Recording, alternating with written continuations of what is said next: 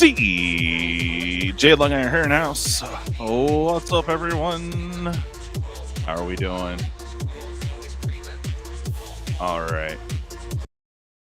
Hey guys, just getting in. A couple of guests are running a little late, so apparently the link isn't working. So that's good times. Oh yeah, how's everyone doing today? Happy Thursday to you. Got a few topics, just waiting on some guests to roll through. Oh, that's why. Okay, I send it again. There you go. Okay. Gotta love technical difficulties, right? Anywho, I hope everyone's doing well. Hello, Brian Giles is here, and SolarGod. Here you go, buddy. SolarGod! Oh, yeah. And, of course, we got Brian Giles in the house. Thank you for coming. Have no fear, students. Because I am here. That's right. And I'm having trouble waking up Naughty Bot right now. I'm not exactly sure what the dealie is. Huh. Okay. Right now, I'm not exactly sure. Hello, sir. Huh. YouTube's. Turn it down. Hello, sir. YouTube. Turn it down. There you go. YouTube. There you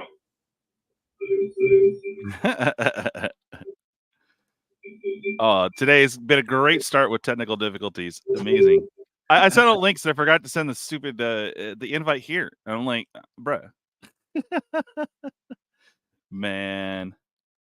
All right, you're muted. How you doing, Mono? I'm doing great. I'm hearing a fabulous echo. All right, you're muted. How you doing, Mono? So, oh, wait a minute. Great. I'm hearing a fabulous echo. Hold on. I know how to fix. All right, here we go. I've opened up. Sorry, I've opened up the live feed as well as this feed. Give me a second. I'm doing awesome though. Come back to me in 30 seconds. I got this sorted. I'm the problem. All right. Bet. Well, that's entertaining. Anyways, I know you're busy, but cheers, bro. Without a purple drink. Woot. Hope everyone is doing good. Nightbot is being weird right now. I'm trying to wake that up because we are going to do some live Duskmourn giveaways here. But for some reason, it's got me in this infinite loop. Log into YouTube. And it's being weird. It already has all this info. No, whether I collect all notifications or not, it won't let me in. Weird. Oh.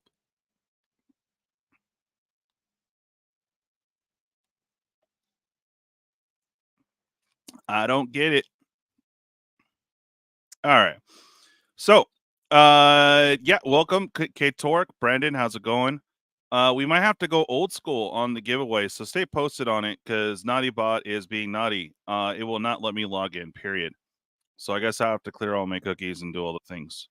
Yay. Let me see if I can wake it up on another site here, another page. Okay.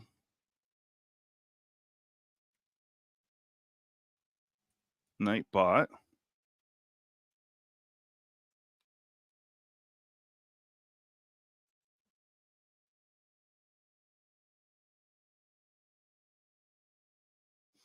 All right, I'm in a different browser. Maybe that one's not affected.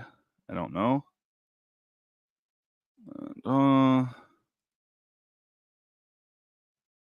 Yeah, it's my browser. Okay, we're in. Sweet. All right, I'm going to set up the command here in just a moment, and we'll be good to go on that. So we'll be giving out some Duskmourn fun stuff here throughout the thing. So there you go. How you doing? Hey. Cheers, buddy. You too. I had a couple of different browsers open, and I forgot that I had the front end also open. So I was the echo problem. Sorry about that, everybody. No problem. So what do we want to start off with first? You want to start off with a little reserve list action because that's your expertise. We could talk about the hype, whether we should jump in. I know also I got a plug if whether you guys are in or out. We got 4 seats left in the second box. I opened up to my Patreons, but I'm not getting much response there. So 4 more seats and we can close out a second one. That's the goal. And it is going to fire on the 19th. For anyone that's jumping in or wanting to get the Mystery in a Box 2 product.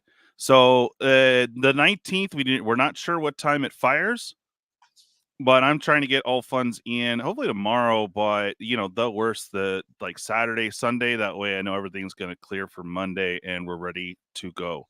So DJ, if I can ask you then, so are you saying that August 19th mystery boosters are going on sale online? For Festival in a Box, yes. Which is the mystery booster 2 packs, right? Correct.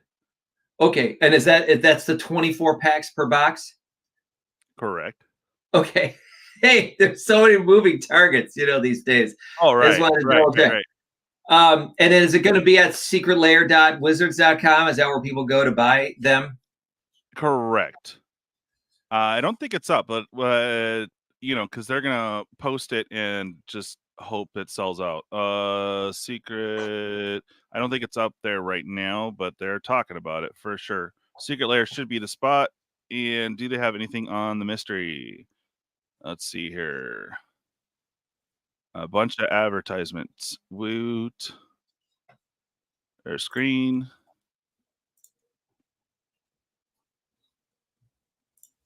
All right, so we have the current drop. And does it say anything on Secret Lair?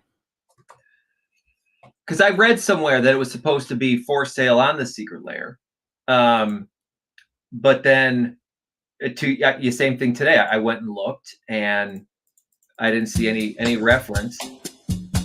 Just kind of seeing some vagaries from other announcements about it. Where did you hear, not that I don't believe you, but where did you hear that it was the 19th was the day?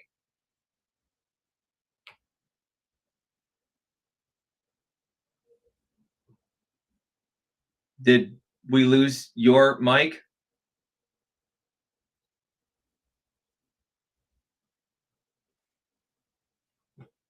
Yep, you sure did. Okay. I'm not too. Oh boy. Good times. All right, so here is the mystery in a box. Again, it is the 1 box, which you can only get on the convention floor, I guess, for events. It'll be interesting to see if they will be widely available, the vendors, at MagicCon. So that will be interesting. Now, this comes with a secret lair. Of course, the 4 promo pack. And these are actually the collector boosters you get. A Wild Zevil Drain, Ixalan, and of course the Commander Masters, which is a nice little $50 pack right there. So you getting all that for through the website, about $250 after taxes, fees, and all that fun stuff. You're looking at close to about $3 to $320 a box, depending on where you're at. I mean, obviously, if you have a no tax state, they probably get your taxes from you some other way, but yeah, you might not have to pay the taxes on this. But you'll still have fees and all that fun stuff they like to throw at you. So I know here in Cali, they sure do like to get you on taxes. So anyway, and would we expect like a 9 a.m. Pacific time they would go on sale? That's another thing we should discuss because obviously they're not letting us know. I know I'm going to be posted at like midnight on tons of caffeine, ready to log in and not log in. So I'll have 2 separate browsers up and ready to go. So okay, so one with your account, one without. If they go on sale at midnight on a Monday night, I don't know. Isn't it a little bit of this? Like, thank you, Wizards, for that. Come on now. I wish that would make my life easier, but no. You're looking. Brian's saying 9 a.m. Pacific time. Okay, and where did you get that information, sir? That's the question. Is where is that info so we can show you guys as well? in case you guys are wanting to get some for yourself. Well, there's someone else. North, it said. Where did it say that though? Yes. All right. Well, That's the question. Yeah. All right. Go on sale. Get notified. Yeah. Okay. Let's see. Twid let's email. go over here. Twid. Okay. Yeah, it doesn't say here. And then I don't see a time here. Talking about the product. What's inside? On the email advertising it. All right, we'll kind of keep. Okay. Let me see if I got noticed then. Yeah. Give me a minute. Cool, because I like to confirm that, that way I'm not just winging it. All right, Gmail. So 9 a.m. Still early for me, damn it. That Ancient Excavations there is going to kick the Psychic Tog into high gear. Though from Modern Horizons 3, every time you discard a card, it gets +1/+1. Just Ancient Excavations. It's just you have a habit of just kind of a thought. They're like, yikes! That Tog is already really dangerous. That's going to be another good one. I signed up for notifications, and they have not been sending me it. Wow. Okay. There is a countdown timer thingy. Okay, let me see if they send it to my other email. I doubt it. Inbox. See, printing, promotions. Okay, let's look up Magic. Okay.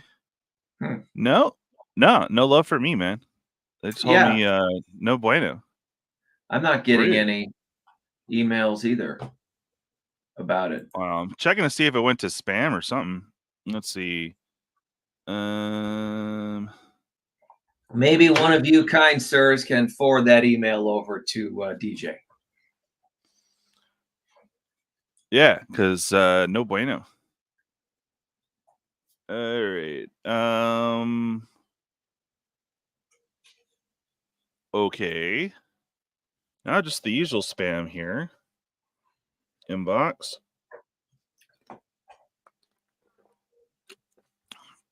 Well, massive fail there. All right.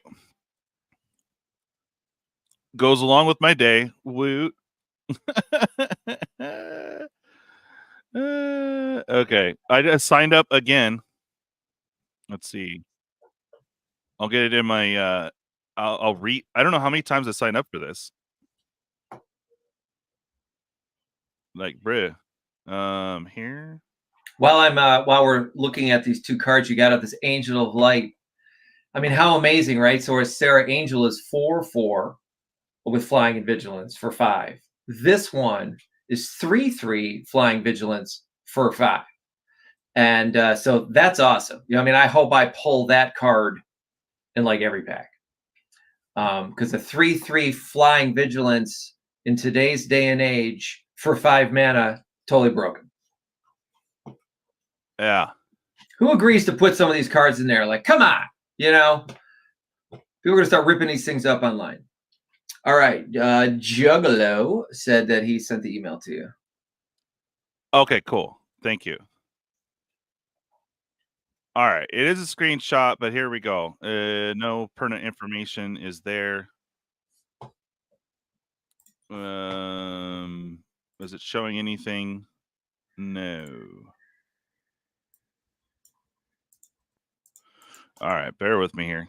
Thank you, sir. Much appreciated. All right, so it does say on the 9th. I was trying to show that, but it's being weird.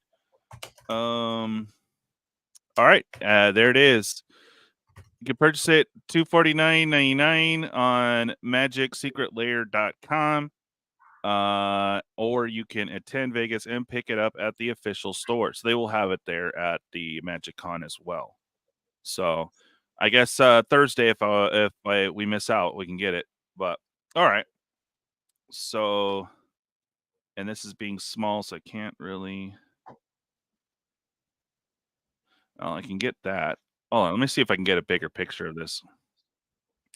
So, 3 days, 15 hours, 45 minutes, and seconds. Okay. I guess, let me see if I can go a little bit lower here.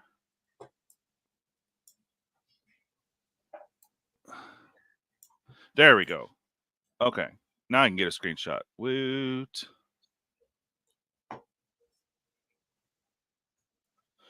All right, sweet. All right, so yeah, that's the time, that's the place, that's what's going on there. Let me throw that picture up for you guys, confirmation that is the time that they're going to drop it. Okay, here we go. So let's talk a little bit about it. You know, like I said, $50 for the Commander Masters Collector's Booster. The Lost Caverns actually is creeped up. It's like almost like what, 30, 35 or 40 now? For if you want to look that up real quick. Sure. I want to, yeah. MTG Goldfish has a pretty nice spoiler too of of all like the mystery boosters that are up there. But anyway, thank you, Juggalo. So, I mean, you want me to check TCG? Yeah, that's fine. But there you go, guys. There's the official word from them. Awesome. Okay. And yeah. So I'm going to be posted with both accounts because some people have login issues on their own account, whereas others can go in as guest and just clear it out. So that's another trick for that. Okay, so am I looking up Lost Caverns Ixalan booster split? What am I looking up here? The Lost Caverns of Ixalan Collector's Pack. Collector's Pack. Yeah. All right. So regular boosters pack is $532. The collector's booster box is still holding at about $347. So a single pack, there it is, $37.99. I don't know if you want me to be sharing my screen. I can do that. Oh yeah, cool. Go ahead and share. Got to get used to that. Right. So let me go ahead and present. Hey, what's up, Pazzy? How you doing? I'm trying to see. Is it going to? I got this open up on a different browser. Hold on a second. I had opened up all these windows on Firefox, and then Firefox wouldn't give me access to my microphone. Okay. All right, gents, we're going to start speeding up the pace here in a little bit. Sorry about all this. Okay, so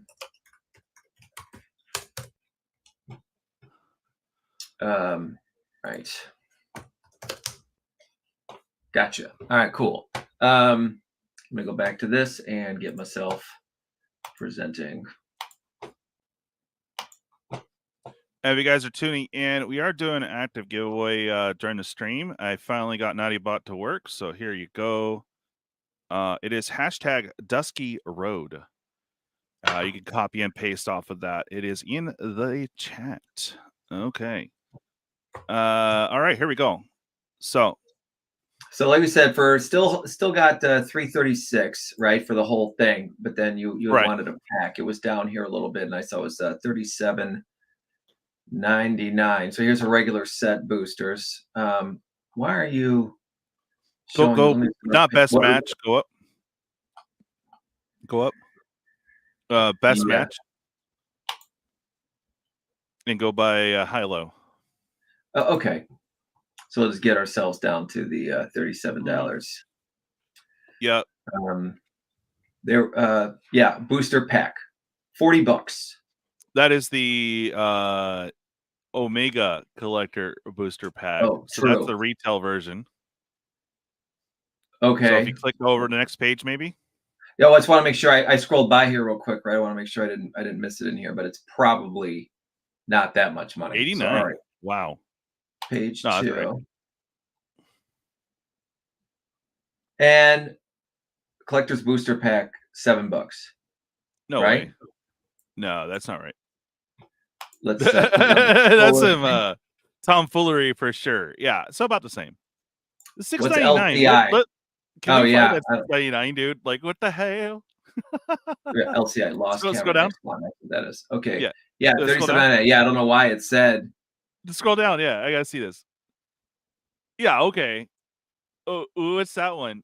He has 2 packs. 2 cards. Sample pack. Ah, okay. The sample pack makes sense, but dude, come on now. What is that? Gee, can I? Why don't you just call it like a repack off of eBay while you're at it? Yeah, right. Yeah, no, it says their sample pack, but I mean, someone's gonna go in here and blind buy. Oh my god, I can come up, and then they get a collector pack. They're like a sample pack. They're like, what the hell? Didn't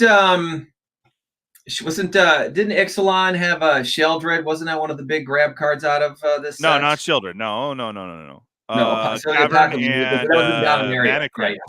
Yep. Cavern and Mana Crypt, and special versions of in the collectors. So, yeah. What's up, Baghead? How you doing, brother? All right. Yeah. So that's some funny stuff. And they don't list the collector sample packs on here, do they? I don't know. But they're trying to drive down the price. 27. Let's go back it up a year. All right. So somewhere around, for some reason, in December, right before Christmas, it was $22 a pack. I tell you.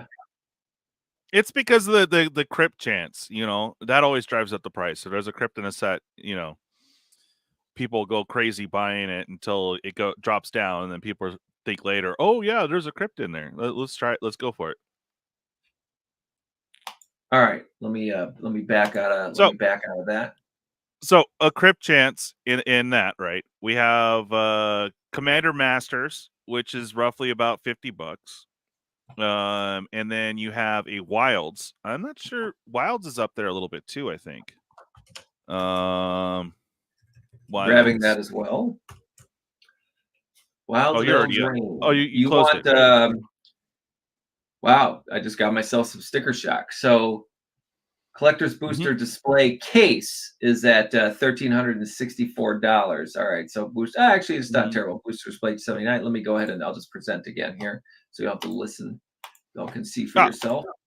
What? Okay, I was attempting to do so myself. Yeah, awesome. Yeah, thank you. Okay, so let's kind of go down the list here. It's a really cool bot, but I love this. I love this color scheme. Everything. On a side note, it's kind of cool. Who is that? I forgot what that character is. Which one? This character here in the middle, whoever this like woman planeswalker or something is. Oh, she was the fairy queen. I don't remember her name. Yeah. Later, Paz. Have a good one, man. Hey, Walnuts. How you doing, buddy? $29 for a booster pack. 29. Okay, so it's rised up a little bit. So some actual juicy collector boosters. So you put that together. What do we have? 50.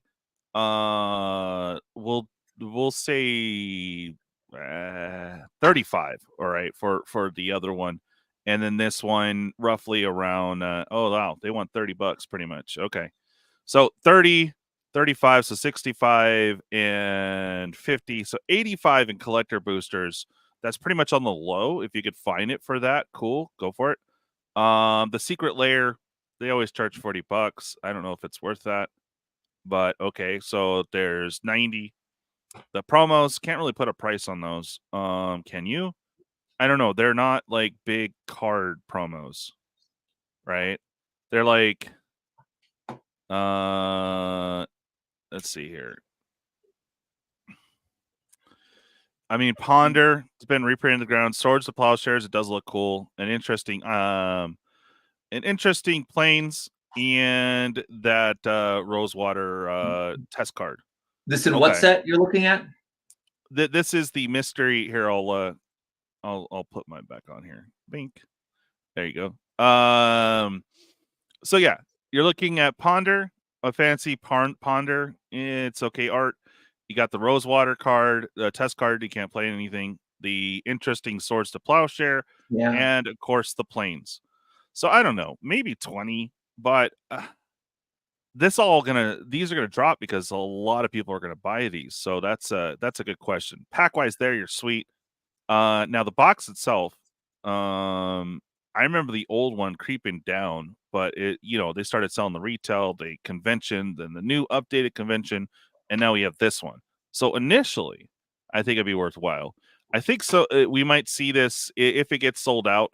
We might see this go for what, like 450, 500 online later.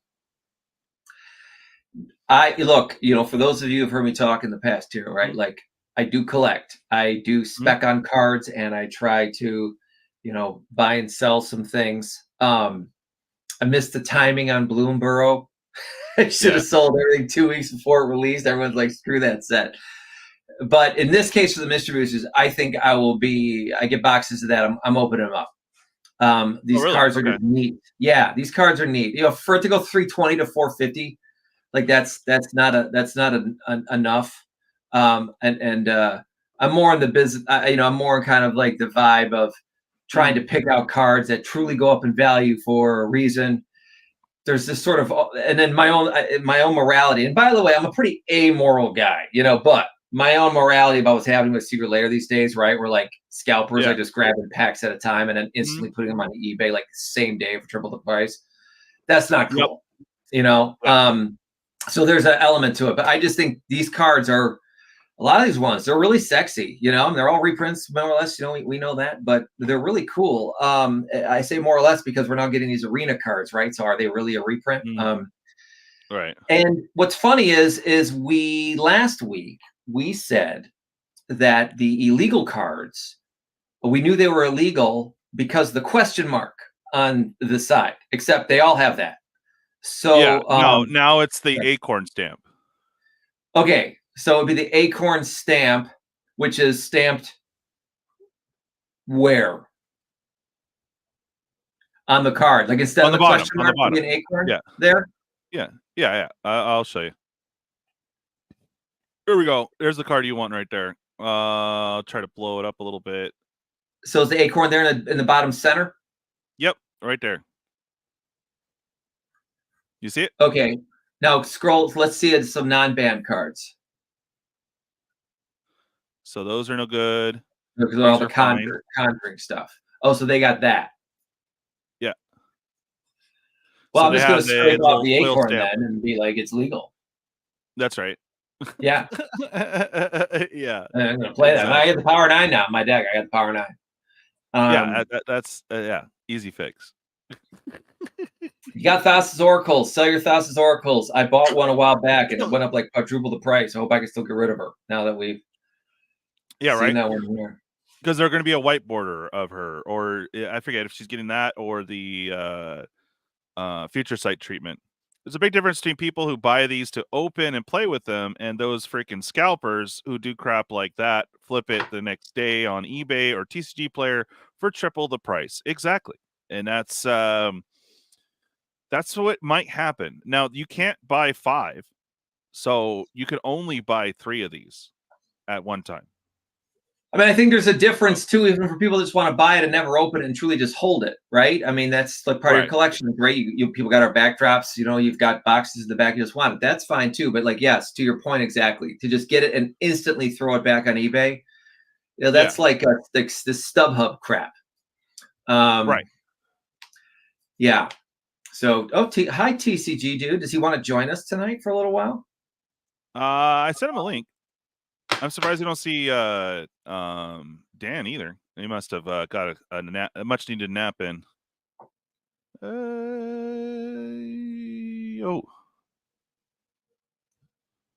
Okay. Anyways, yeah. So, I mean, on this particular set here, we're looking at the Secret Lair, right? We got Rain Dawnbreaker. Okay. If you're playing Angels, maybe. All right. Ovar the All Form. It's got a lot of reprints. I guess it looks okay. Draina. I guess it's cute in the chibi form. You got little Jelly Bean Omnath and then Lavina. So of the money cards out of here is just pretty much Omnath. I don't know about the others. I don't know. You see anything there? This is for which secret layer? This is the one that's coming with the Festival in the Box. Oh, Right. And I'm actually not a fan of the artwork. You know, and a lot of people are, like, worldwide. People like anime. I get it. No accounting for taste, but it's not doing much for me. I mean, like that Plains card stuff that you were even showing, from the mystery booster. That is really cool. Yeah. And the last couple of Plains is sets cool. actually had some really cool looking land cards. Yeah, that's neat, right? Just the source plowshare. I got a duck mailman from the 1920s, right? Like that's what the source plowshare looks like. What? Yep. Okay. What's that have to do with anything? But it looks interesting. Right. Now on the left, they're like for ponder. For me personally, I hate those cards because when you're playing against somebody else, Okay, you never turtles with a hot dog, some pizza, and a donut. Okay, sure. Right. Sometimes you're all just having too much fun. I bet it's probably like an inside joke. Oh, it is. And then of course the convention Morrow, I guess. I don't have a problem with that artwork though. That was like playtesting artwork, just, right? Like all that. So it's like seeing like a deleted scene from a movie or something, So like I think that's fun that they're showing that. Well, no. What's epic is that Mark Rosewater did his own art for it. Hey now. I didn't know if you guys knew that before, but there's Morrow, and then down here is Mark Rosewater right there. Hey, so he credited him for the stick figure. Yeah, and this I don't know what it is. TCGDude, and Morrow is like a forest kind of being, I guess. So it says test card not for constructed play, except that's what the test card said. That one actually would be. Those versions from Mystery Boosters, I think, are going to be allowed in decks. Yeah. Right, because they're ultimately from released cards. Oh, no. You'd have to rule 0 it, or this will be only in play for that draft session. So, other than that, it sits. You know what I mean? So it's not allowed in. Yeah. The only thing it's allowed in is when you actually draft the set. I wonder with these conjure cards. Now I get it, putting the power 9 in your deck, 9 cards just in and of itself. You've got 4 of these owls, okay, and the Oracle of Knowledge or whatever. You got like 50 cards off to the side, right? So I can see how that starts. 36. I can see how it starts getting a little crazy. People are flashing them back from the graveyard. Okay, so that you basically have to have 200 cards of tokens, sitting next to you for him, right? Yeah. So I can see how that's a bit much, but I wonder, especially because these are usable in draft, we're going to see like real live playing. That's good, man. Yeah. I wonder if there's a thought process back there to see how us players will respond to the conjure concept, because it's physically possible, Mm-hmm. So, all right. So the promos is whatever. A lot of people are gonna buy it, try to keep the box, and sell off these promos. So you're gonna see a lot of that. Or you're gonna see people again same day if it sells out within 30 minutes, which I think it might, but I don't know. That's the other question. Do you think this will sell out? If Mystery Booster sells out in 30 minutes, so there's been a lot of heat from the secret layers, right? Like we're all pretty much up in arms about this. However, Wizards plans these things out like a couple years in advance. Print runs, that decision might be, more of a recent type decision, right? But they knew about Mystery Booster 2-box coming out like basically 2 years ago, and then and often even a lot of the card stuff are set in stone and everything else. So I wonder if we're all now mad and are seeing it doesn't work, but like the die's been cast, and now we're just going to have to go through like a cycle of whatever the print runs were. All right. Yeah, that's true. So right now, basically the mystery booster is going to be by itself probably 250 to 300, right? Because you can't get it really. It might creep up more, but that's initially. So if you are a scalper, this is amazing for you. But also those that want to actually draft it, who actually want to play, this is a good entry point, I think. So again, let's visualize here the simple math. We got the Lucy collector pack, roughly about $30, roughly about 50 to 60 for the collector booster of Commander Masters, And then Wilds is oh no, I'm sorry, this one's closer to 40. I'm gonna say 35 again, and then 30 It was like for 40 the though. Yeah, Welder Drain. shipping. Wilds of Eldraine was basically 35, including shipping on TCG. Right. So altogether there, I'll bump it up to 40, just whatever. So 75 and I guess we'll say 60 if you include shipping. So right there is 130. The lowest you'll be able to get this secret layer is probably 30, but probably, if you got full retail, 40 or 50, right? And then maybe 20 plus on the promo pack. Yeah, you never can tell. So, yeah. So I want to say 150, but really you're looking at like 175 plus a $250 mystery booster box. So I don't know, guys. What do you guys think? I think it if you can afford it, get it. But I don't know. So is yours card... 320? Each card shows up about every 5 boxes, so it isn't likely to see many doubles when you're doing a draft. Very true. Yeah. I mean, it is 1,800 cards. So yeah, it's a massive set. It's 12, right? 12 cards per pack. Mm-hmm. So 288 cards in a box. Wait, 12? What do you mean? Okay. 24 booster, but 12 cards per booster pack in the mystery booster, right? 15 cards. It says 15. 15, yeah. 15. Yeah, it just says it right there. Okay. That's cool, at least. So 15 times 24, 360 cards. So yeah, you got to have about 5 boxes to be able to get about 1,800. And your rare mythic chance is roughly 1 a pack, unless you get a future sight rare, which is about 60% chance.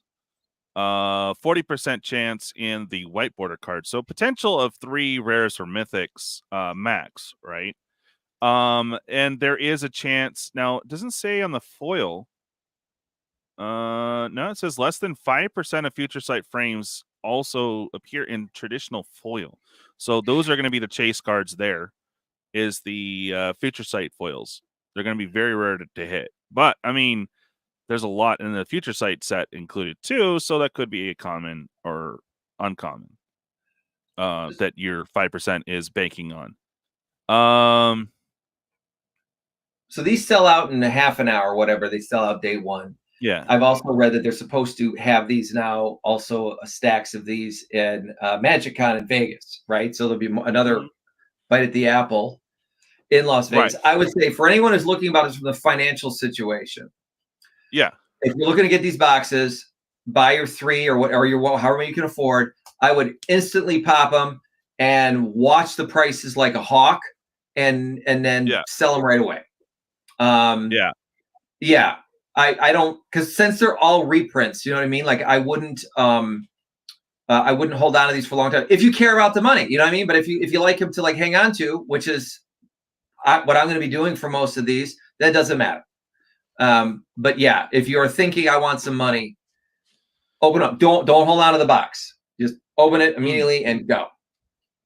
Yeah, because we might see a repeat of what happened with the first one, where it was exclusive for like the first few months, and then Hasbro wants money, so they'll probably have to make a retail edition, and then depending on how many they make on the first run, then you'll have the second print run. Will they let you know? Will they put a Planeswalker stamp on there to notify you that it is the reprint of the because it was kind of confusing. They did the first one for 2019. They did the mystery booster, right? And then they had another printing, which they did put the Planeswalker stamp on it in the left corner, bottom corner. And then you had the retail, and then yet another one. I think it was 2021 or 2020. I forget. Yeah. These will be hot for a couple months and die off depending on the playability and demand. Cards like Counterspell and the Future Sight Frame will command a high price. Yeah, some of the staples that Soul Ring will typically be up there. Probably be like $5-6 for the special frame. Yeah. Hasbro ain't gonna live on the ramen budget. Oh hell no! They got yacht payments, bro. Yacht payments. Your highlighted line there. In less than 1% of the boosters, this slot is replaced with the traditional foil Acorn Alchemy card. So are all the Alchemy cards only this foil version, meaning there's less than 1%? No. Okay. There's going to be less than 1%. It's going to have the Acorn Alchemy card in a foil. So those might be chased too, but they're not usable. So I don't know if those will fetch a high price, but they're pushing that too. So foil Alchemy card or foil Future Sight is going to be kind of the chase. There's something else which you have to remember. So much of the prices and usability is centered around Commander, and Commander is not governed by Wizards of the Coast. Commander could say, "Screw that! We're allowing these Conjure cards into Commander," and then that's going to give them real utility. But just to be clear, you're saying that we could get a non-foil Alchemy card at a much more common, uncommon, rare rate, but it just happens to be the foil version of the Alchemy card is going to be the uber less than 1%. Well, here's what it doesn't say. It doesn't say. It says one multi. Okay, that could be anything. The rare or mythic, actually, that could be anything too. So the Future Sight frame card. This is just, excuse me. This is just the foil breakdown. So those foils are going to be kind of chased. So. And is there going to be a foil white card border card? Is my question. I doubt it, but scroll up just a bit. Sure. By the way, when did everyone want white bordered cards? When did that start? Okay, so so 10 commons or uncommons, 2 cards of each color. Yep. So are they saying that they're not committing to how many commons or uncommons you would get in a pack? Like you could get 10 uncommons and no commons? Well, I think that would be rare, but they're not stating that. Correct. Yeah, they're just only declaring that there'll be 10 of the combo. So maybe, we can see if you uncommon. And so because some of these Alchemy cards, by the way, are in the uncommon slot. So that's one of the things I'm kind of thinking about that there. Yeah. I think it's just the foil. So the common or uncommons, they could be anything. Maybe they have the one slot for Future Sight, and maybe that Future Sight isn't in the common uncommons. Maybe, I don't know. That's a good question. I guess when we see, I have not seen any openings yet, and I've only seen people like kind of just show off their goods from their pack experience with Whaaat. So yeah.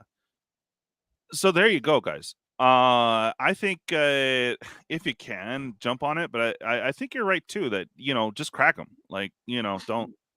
I don't think they're gonna. I think they're gonna repeat of mystery booster because, like I said, Papa Hasbro wants their yacht payments, so it is possible. Pop and go. Yeah, and if you guys want to get in on the cheap, and everyone, the DJ gets first crack at this. But if any of you are going to get boxes and you're going to open them, I would like to record that with you. Or DJ, if you want to do that, you can have the people do that with you. But let's record that somewhere. You know what I mean, and get it out here. Don't just do it in your basement, right? Yeah, exactly. And also, what if it's on my channel or yours or whatever, you'll have proof of everything that cracked in case there's any errors too. So that's always a plus.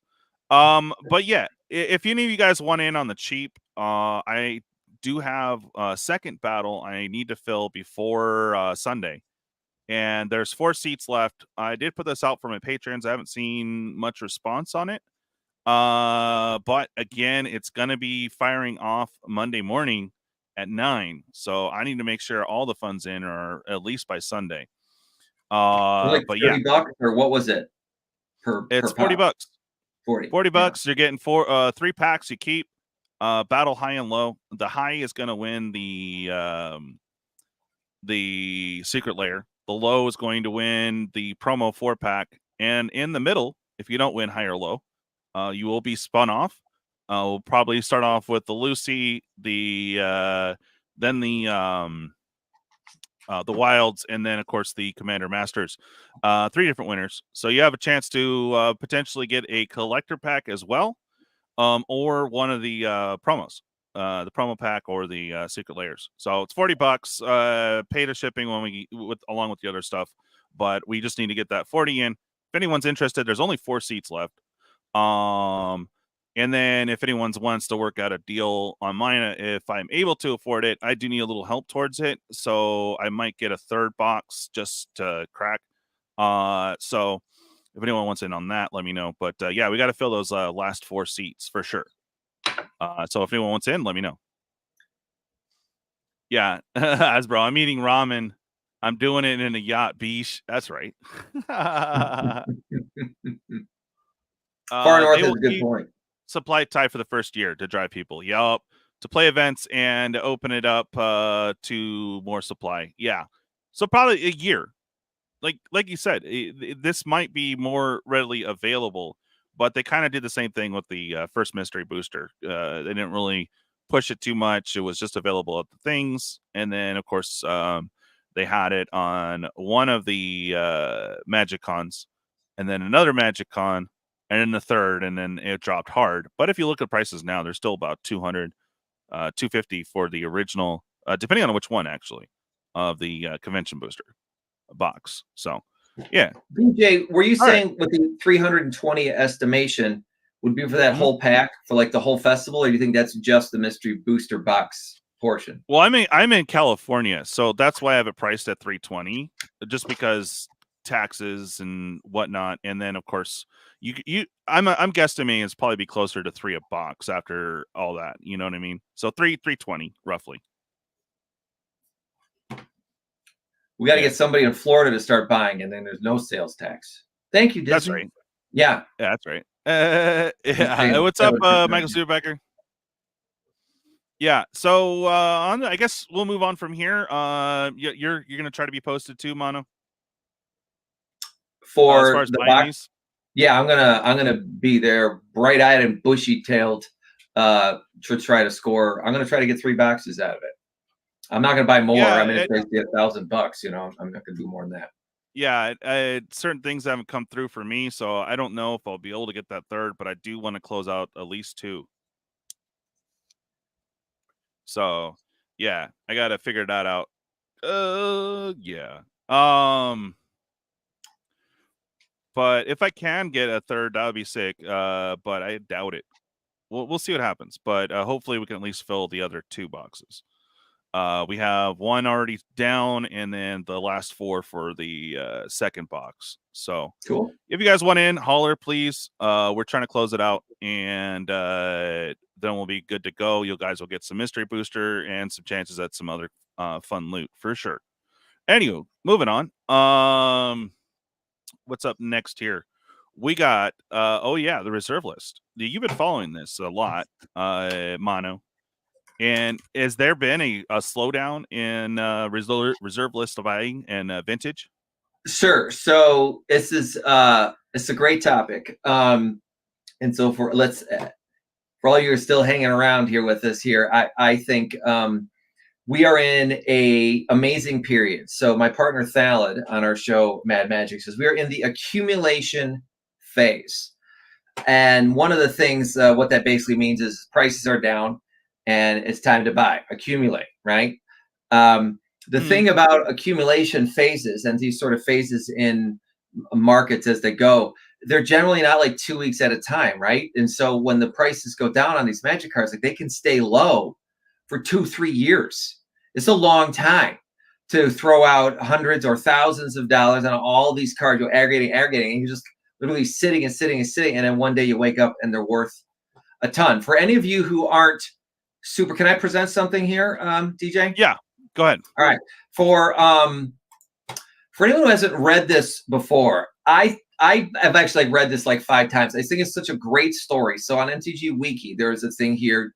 Anytime you go to Google or DuckDuckGo, just look up, search MTG reserve list, and this will be your first hit.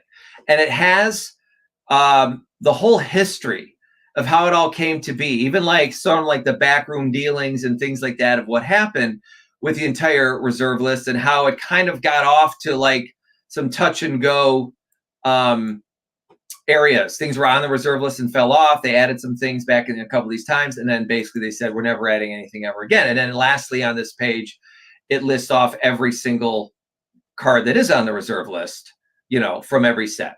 And it stops somewhere it's in the Urza's block, right? So Urza's Destiny would be the last one. And so forgive me for like getting like overly elemental on this, you know, elementary on this, I mean, but these are cards that are never going to be printed again, and they are a finite amount of them, and a lot of these cards, and there's like these small details make a difference, right? So you go like go to the dark or something like that. Even in Ice Age, in the tournaments, you were actually prohibited from using sleeves. Okay, so there was all these old reserve list cards that a lot more of them are in crappier condition than you might think. And so sitting on some of these older ones, you know, that are in really good condition, is not quite as plentiful. Furthermore, there's tons of us, we stick these things in our binders, so on and so forth, and they never come out into the market. So Thalen and I did a thing, we call it #Exorcist Army, where we bought up a bunch of Exorcist cards from the dark. Cool little card, white guy, he's a 1/1, tap and kill a black creature or something. And it's definitely a reserve list card. And we were buying them for like $8. And we bought, between the two of us, just like 50 of them. Price went up to like $45 in like a week. So, and it's just the one card we play around with. And we don't really want to spend a lot of time like manipulating the market and everything else. But it's just one thing that we're keeping an eye on with this. And it just sort of to kind of prove the point and see how it works. So when you see these prices go down or up, the reserve list can be a lot more volatile. And then the one thing that happens, especially with some of these cards that get like starting with like alliances, although Ice Age has things like demonic consultation and stuff like that, but alliances really started to hit the gas. So outside of like our first set that had like the Power 9 and some of these cards, alliances was the first time that really put like some serious power back into the game, like Force of Will and some of these other things. And so with Commander, right, because Modern is 8th edition and beyond. So with Commander, these older reserve list cards show up.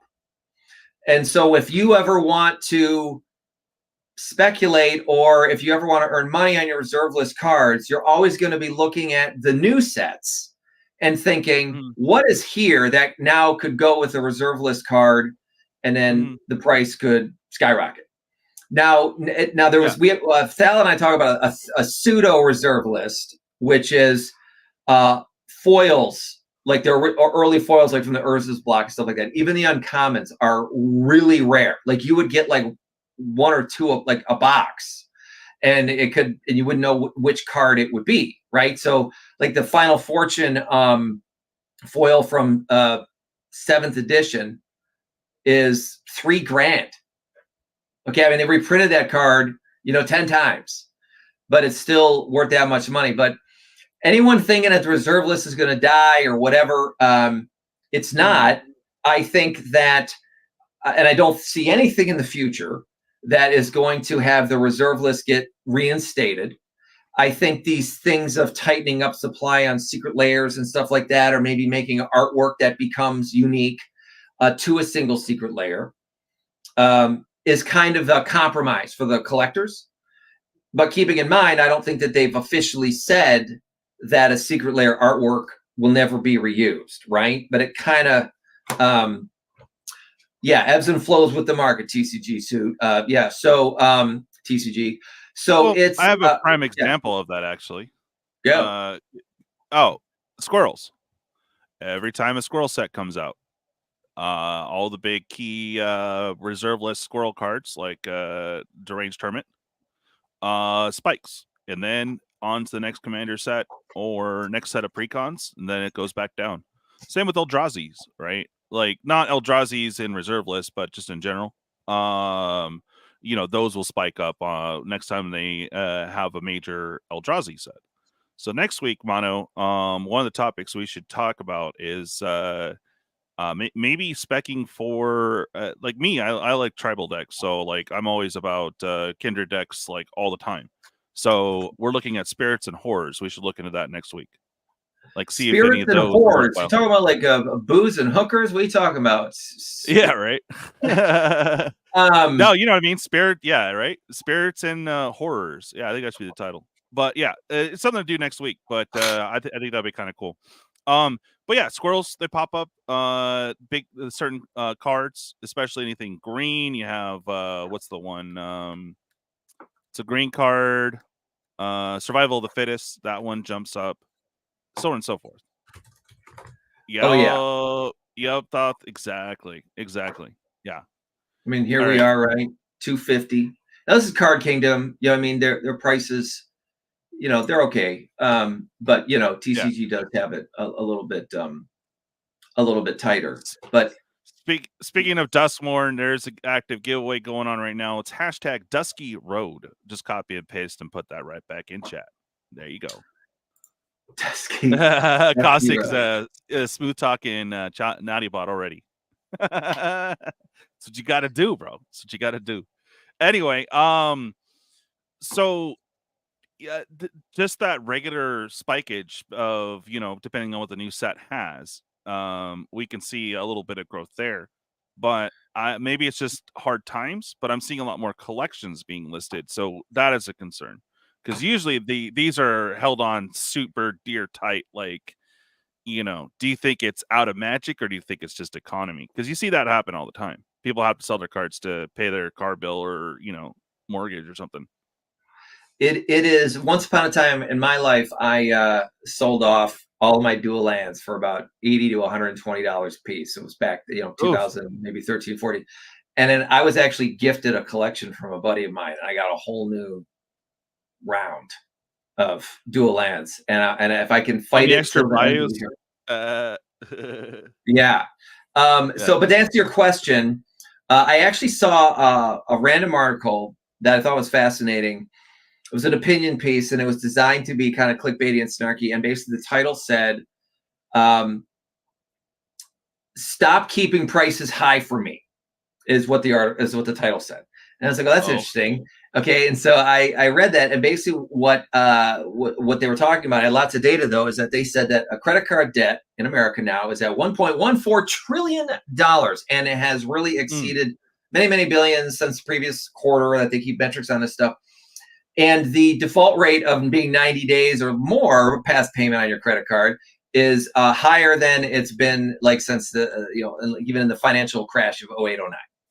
And so when we're dealing with a collectible market, and so by the way, the article went on to basically say that plane flights and hotels continue to cost so much money because people who really have no business traveling and being a baller, are just using their credit cards, and then they're racking up all of this debt that they can't pay. While other people out here should be able to get their plane flight for $400 and they're paying $750. But it was, like I said, it was a snarky opinion piece, but it was interesting in some of that data. And so from that to dovetailing what you're asking is, there's absolutely a broader economy thing at play, without a doubt. I think that the collectible market is one of the first places to take it in the shorts, when for disposable money, right? I mean, we don't need Magic cards to eat. I mean, we kind of do, but so I think the market is down as an overall economic thing. And then something that was kind of cool that Thal told me about, which when Magic the Gathering Online came out, they now use it's not pips or whatever. What do they call it? Ticks for pricing. But when it first came out, they were using Bitcoin when Bitcoins were 5 cents a piece.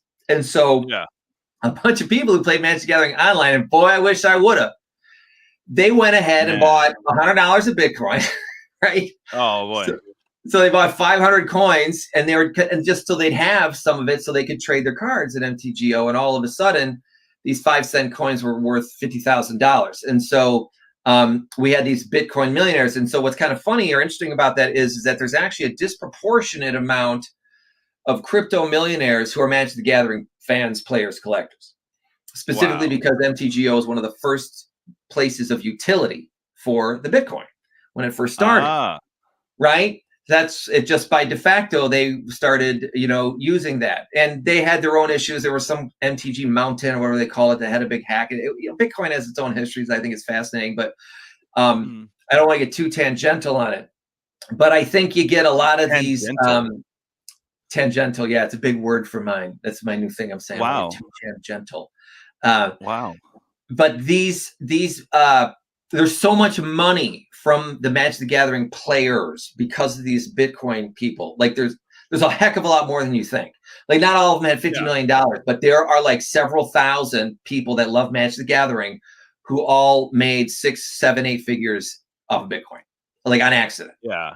And they actually can move the market around a little bit, you know. But I think when people start talking about the economy and everything else, you know, General Mills owns like 85% of the cereal lines, right? This is what I mean by like tangential. So there's a market power. Here's one for you, because I actually am in the entertainment industry. I don't really talk about that much.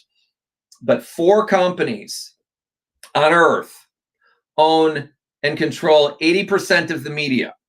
Movies, television, newspapers, radio stations. 4 companies own 80%, right? Okay, and so that sort of consolidation that we're seeing doesn't allow for like as big of swings and disruptions to see anymore. And so they have been also using those market forces to push up prices, right? Right. And so I think that, you know, people are feeling the squeeze. And there's lots of things we can talk about it. You know, Ukraine war, the breadbasket, their main crop is wheat, and so that pushes up cereal. You know, you've got Houthis rebels who are launching missiles at freighters coming through some major strait for shipping, right? There are all these things that are out there that push prices up, but it's now been a minute, right? I mean, how long have we all been complaining about? And now you all know why they call me Mono. How, you know, long we've been complaining with these high prices. You know, I mean, after, you know, 3 years, you know, Christmas comes and goes, and then comes and goes again, and comes and goes again. Right. You know, yeah, it starts to hurt. So it's a very, very long way of saying, do not count the reserve list out. As a matter of fact, I would go as heavy as you can into reserve list cards or very, very old foils, uncommons, even some commons. You can buy things like them. I've shown them off here. I'm somewhere here, like Druid's Call and stuff like that. You know, this is one I just think it's kind of neat. It's what is this card? Stronghold Gambit. You know, it's from I like the Hildebrand art on it. 10, 12 bucks. Nice. You know, but these cards are super rare, right? So go get them. You know, if you like that, especially if you don't have any of them, go get a couple. Right. Yeah. So, and then my big one I talked about last week, saying Opalescence. Opalescence has a new Commander Infinite combo that works with, it's a 3-card combo like most are, but the 3rd card is actually, there's a wide variety of 3 cards. And it's that from Duskmourn, that I already forgot it, that damn worm lizard thing. It's an enduring something. Yeah. I don't even know. I had to look it up. It's like an enduring terror, but basically it's a creature that when it dies, it comes back into play as an enchantment. Okay, we talked about this for a while, like a week ago. Let's pause for the cause real quick. And let's do our first spin. No visuals here, guys, but so far in the giveaway, I have Brandon, Brian Giles, Caustic. I'm not sure why I'm there. That's weird. Someone. Oh, that's weird. I don't know why I'm on there. It says DJ Longhair and like weird. Okay. I'm gonna blip that out. Anyway, Investable Collectables, JuggaloKev, K-Torque, My Three Stooges, TCGDude, and Walnuts. Again, if you guys aren't in already, it is Dusky Road. Okay. That's why. Okay. It's gonna put me back in, damn it. I'm on a different thing, but on a different account. That's why I was like, why am I on there? That makes no sense. Anywho, let's go ahead and do our first spin. Good luck, everyone. Bink. Hey, Brandon T. Or no, not Brandon T. This is this is Loco. Awesome. All right.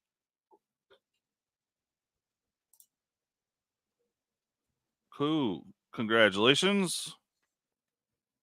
Going in my deck of cards of giveaways, because there's 36 packs, 36 different cards. And then when we film it, 36 different mats. But congratulations, buddy. Back to the topic at hand. Bink. Yeah. Yay. Yeah. That's right. So Duskmourn play pack, play booster. when it comes out and we get it in, we'll do the normal thing. I'll get the Bloomberg ones up here probably next week, as well as I have some MH3 collectors that we cracked a while back that I did filmed shorts of. I'm going to try to experiment with those a little bit, see what gets traction. And then, of course, the Bloomberg packs. We'll go through all those 36 different packs, 36 different mats. Oh, yeah. And when I go to MagicCon, I'll have more mats for everyone. That'll be fun. All right. So right now it's stales, basically what you're putting on the reserve list. It's just kind of stale. There's only certain cards moving. Or do you see any prospecting going on? Is there anything that's picked up that you noticed? They're like, oh, wait a minute, what's up? Why this? There's always going to be cards that will make a move, but I would say as a whole, like even alpha cards are like way down. Salad's calling out, saying, "Can you see this price?" Now, of course, it can alpha demonic tutor. You know, the thing's still $700, right? But I mean, they were like 1,800. You know, and so. Right.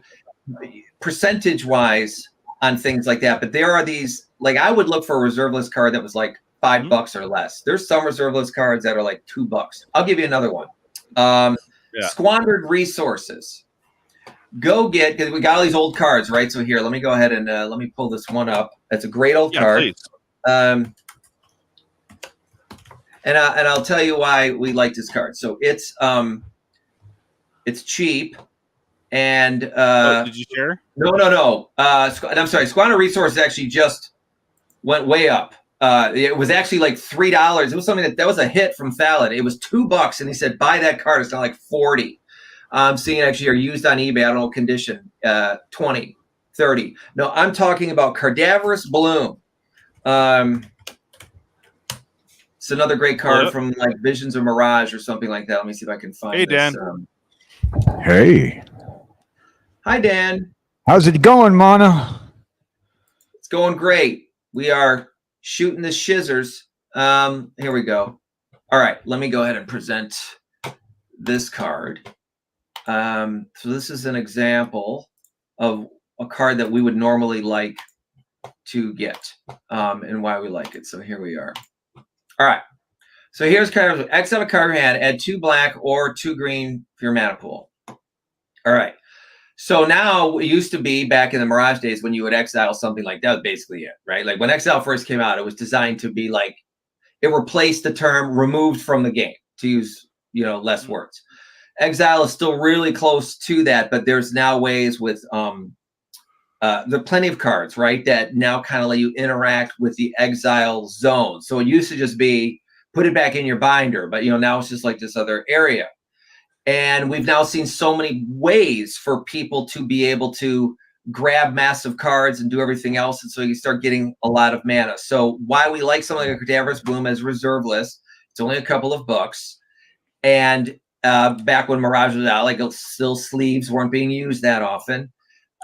It's a card that manipulates the mana ratio, right? So that's something that like someone finds, people smarter than me find a way to break this stuff.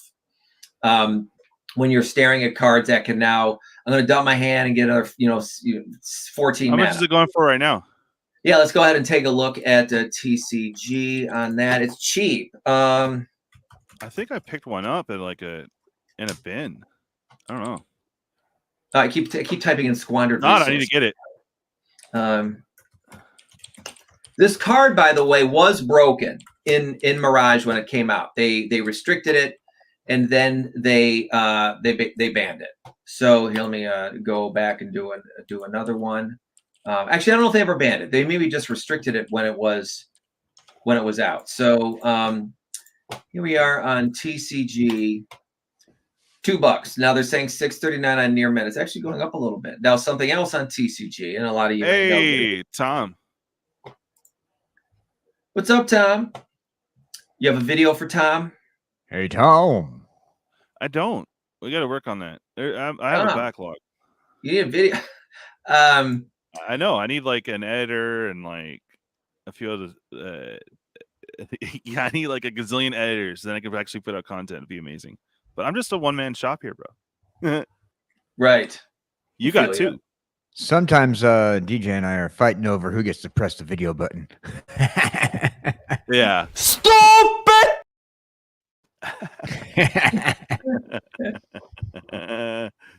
Oh man, I know. I look at that card. I'm like, I'd buy that for $1.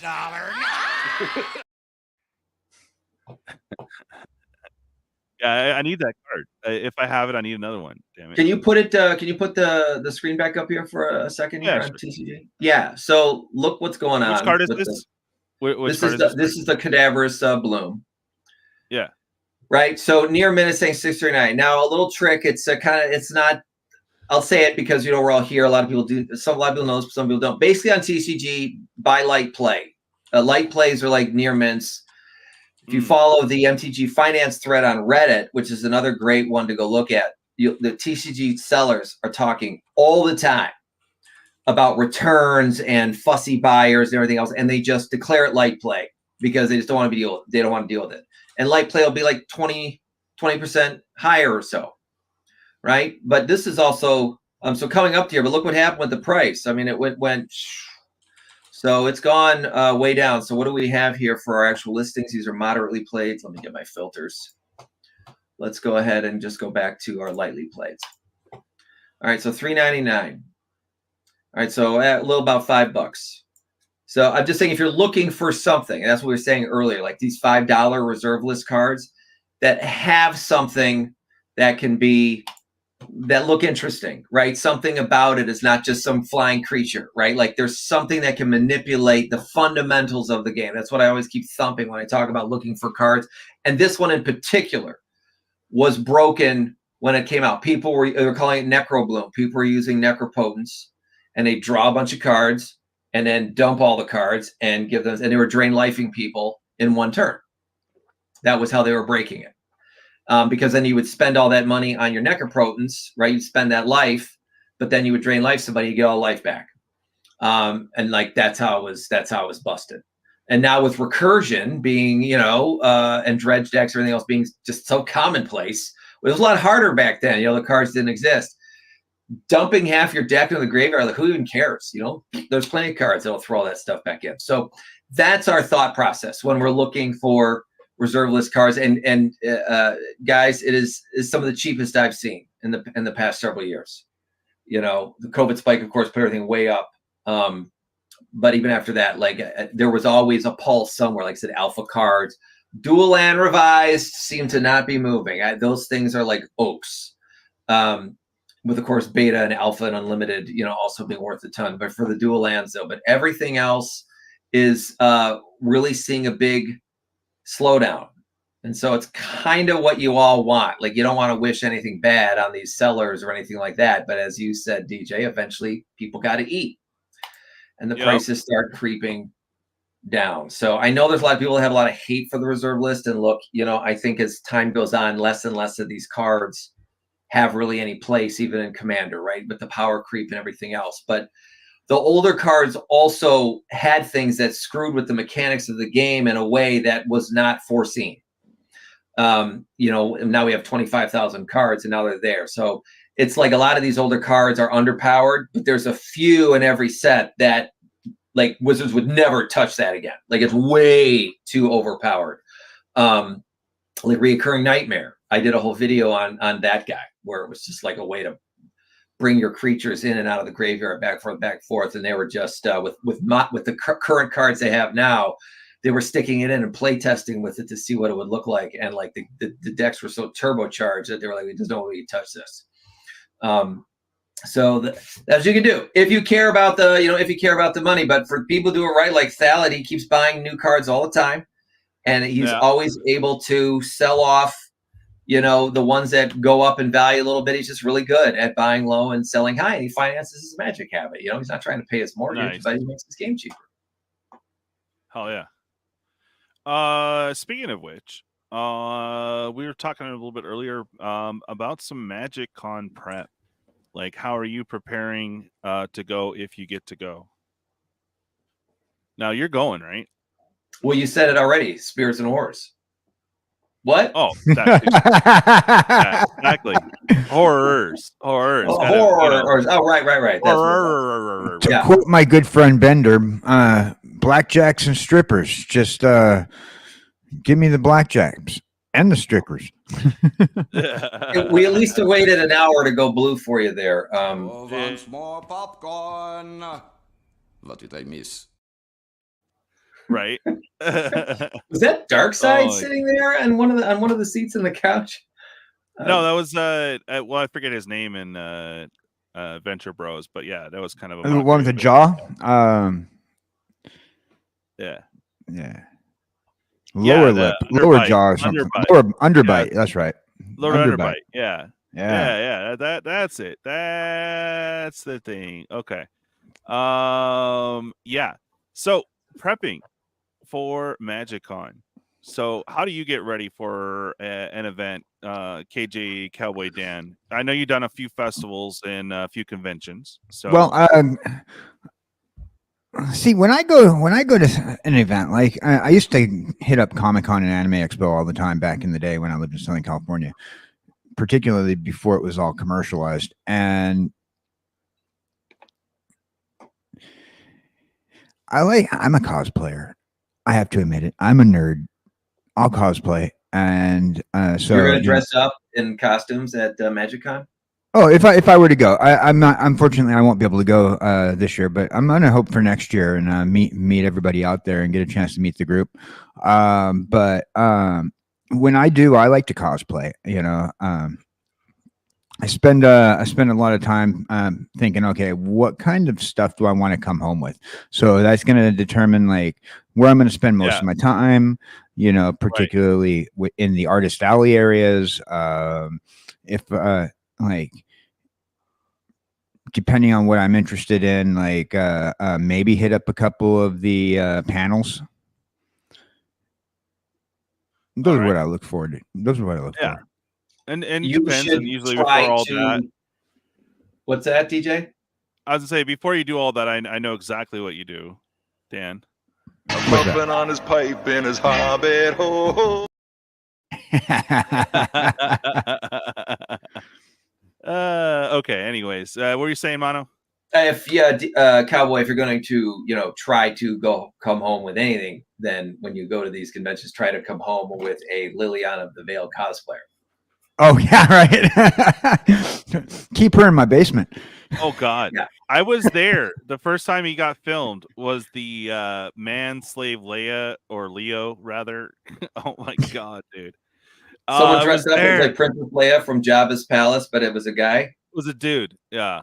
Oh, so that's I had hilarious. a few of those, and of course you have a gazillion of them walking around at a Star Wars convention, which is always awesome.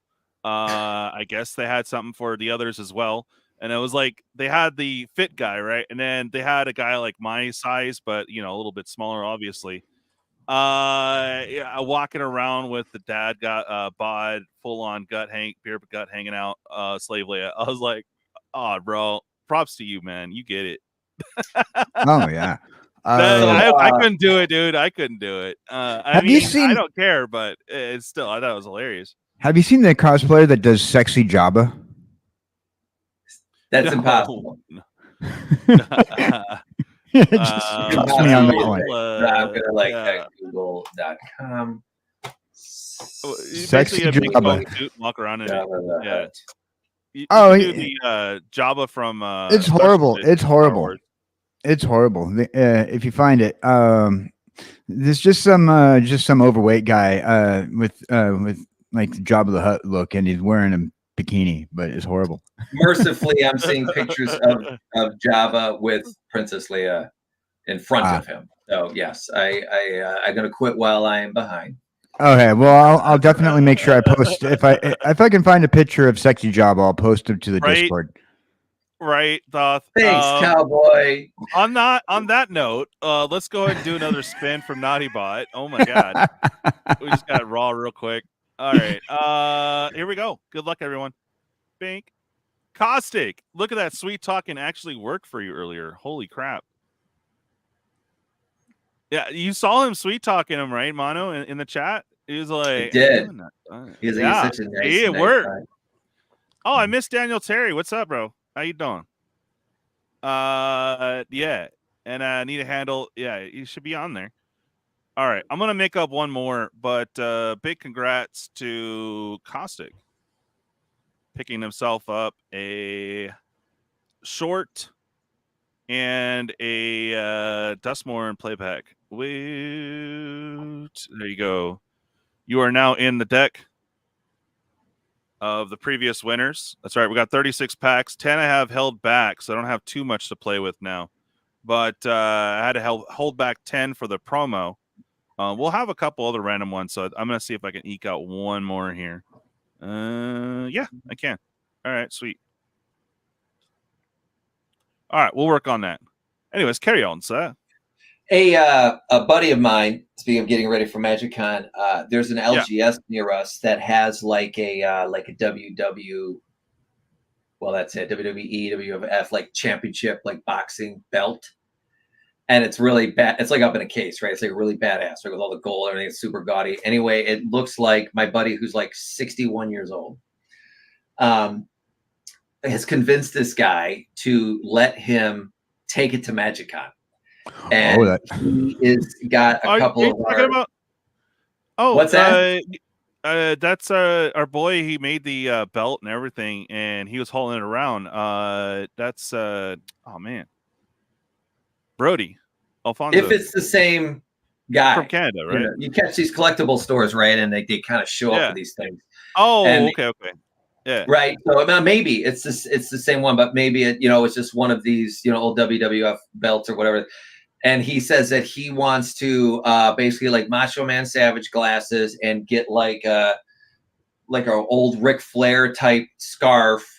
And then he's got a couple of our friends who have said that they're gonna like get like black outfits to walk behind him like security guards. And he wants to stroll around through MagicCon like he's some WWF wrestler or something like that. I'm like, sounds awesome. I'm going to be about 30 feet away from you, but I will definitely have the camera running. That's hilarious. Yeah, that's just great. That's how he's going to prepare. But why not, right? He'll probably only be like the 700th most ridiculous person there. No, I approve of all cosplay. I don't care how ridiculous or how over the top it is. I approve of all cosplay. Maybe somebody can go as that pole vaulter. Oh, yeah. If you know, you know. Yeah. Probably not a good idea to do a breakdance competition with no skills either. I did not know that, not to get too far off topic, but I totally missed the breakdancing, the hip hop thing. I did not see this Australian person. And then these memes started showing up and I was like, are they having like a seizure or something? And then they were like, that's an Olympic athlete. Dude, she did another dance live or something, and she had not a break dance really, but oh my god, she was doing the techno Viking like on par. I was like, all right, so she can move a little bit, but she's just, bruh, nah. But she was doing the techno Viking dance. That was awesome. I mean, you have to qualify for the Olympics, so I thought that was kind of strange. But hey, look, it was the whole story was they had a shop, and I trying to avoid the politics, but basically they had no representation for that competition from Australia. So she had started her own little dance club like place or whatever, and for privileged peeps or something. And then basically, there was no competition. So she just elected herself to rep, and that's what we got. That is the truth. She competed in the Olympics. You know what I mean? Like, take what you want. But I guess whatever scores for everyone with big close vision was a 0.0. It was a 0.0. I mean, I mean, props for her for going out there and just doing the damn thing. But wow. It would almost be better to learn that she biffed it intentionally. Set herself up. Yeah, I was like, oh my god. All right. Hey, go to the Olympics specifically. Oh my god. But got to the Olympics, got on television. Yeah, on television. All over everybody's internet. Yep. That's right. Oh, I'd pay to see that, bro. That would be epic. She needs to call like Nike like immediately, get that $3 million deal for like just do it. Right. Even if you're not ready, just do it. That's who is that one woman from American Idol? Susan Boyle. She was like not good, to be nice, and she became like the most famous person to ever go on American Idol. Agreed. Yeah. So back to the topic at hand. That was a nice little sidetrack there. Sorry. Yes. But now you know the meme story. Now you know what's up. Anyway, I left out a lot, so you can research that on your own if you like. Too much biased media either side. Yeah, Anyway, and with the pole vault thing, just ask your wife; she'll know what they're talking about. That's right. She'll know. Surprised that's so. Yeah, I'm working on. What's that? Oh, go ahead. I was going to ask you. You were working on some merch. Do you have any prototypes that you could give us a sneak peek at? Well, yes.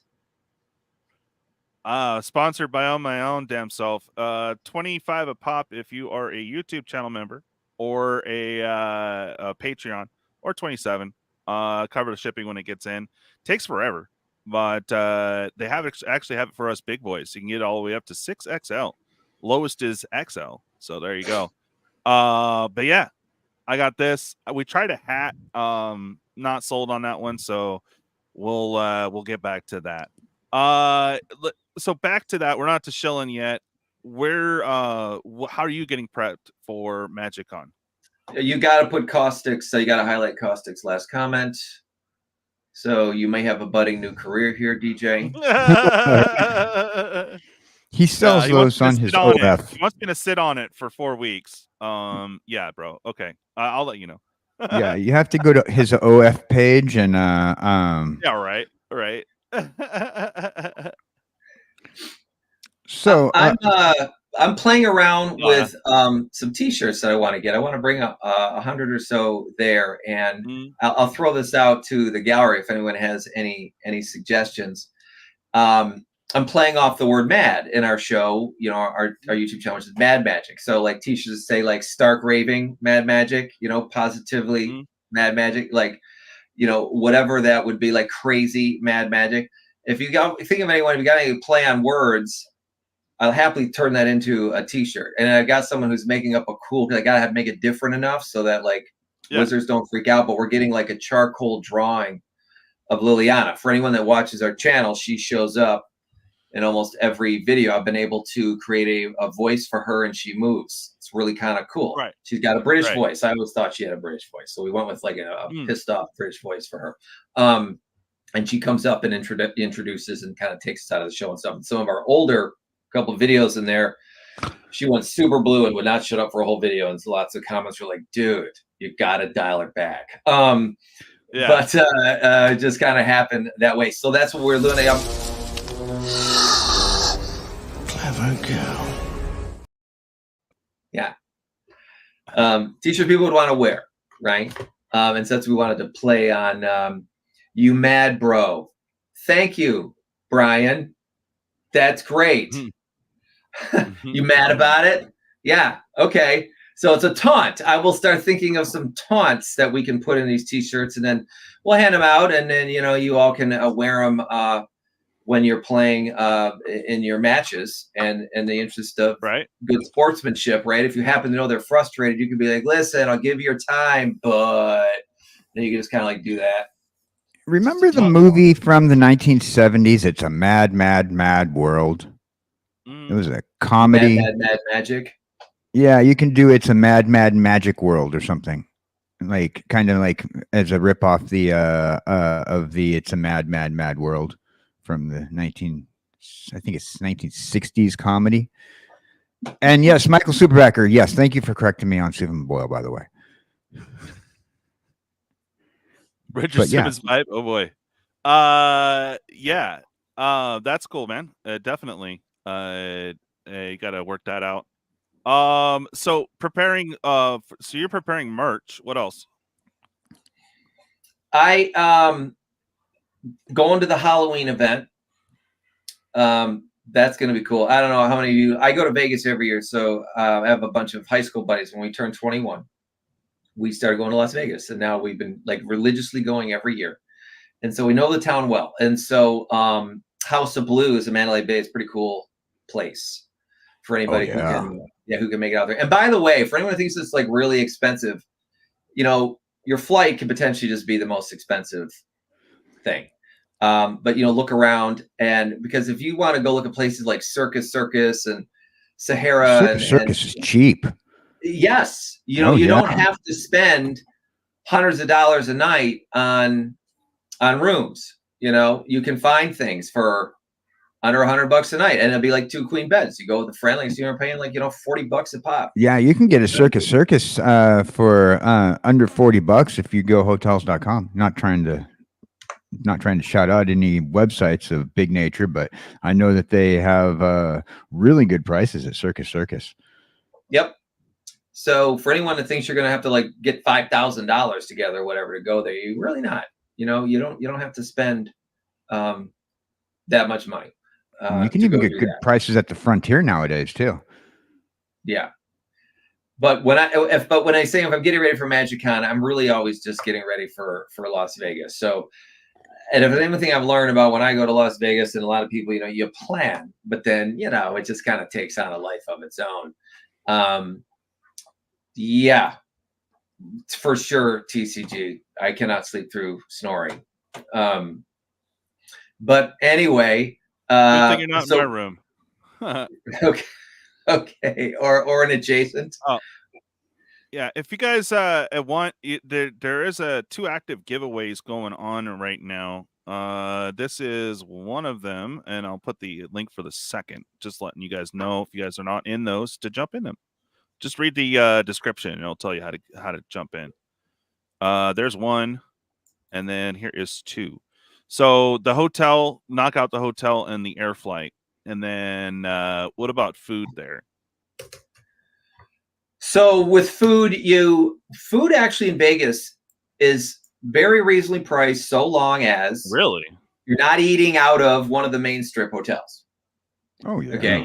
Yeah. Now that's where like you're going to be. So and same thing with like booze. You know, just get an Uber and tell them to drive like 2 miles in the other direction, like, you know, east or west, and you just find a liquor store, and everything costs normal.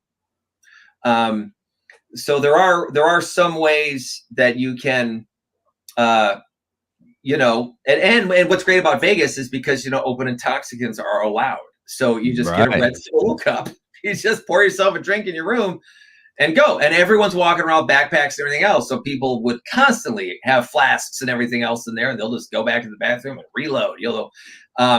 So there are those cups from the hotel bars that are shaped as the Statue of Liberty or something. You know, when you go to New York, or wherever, you know, you get those shaped. Oh, okay. I have a quest for you all. Y'all have to find me a squirrel shaped one. I'm down. I'll walk around with that.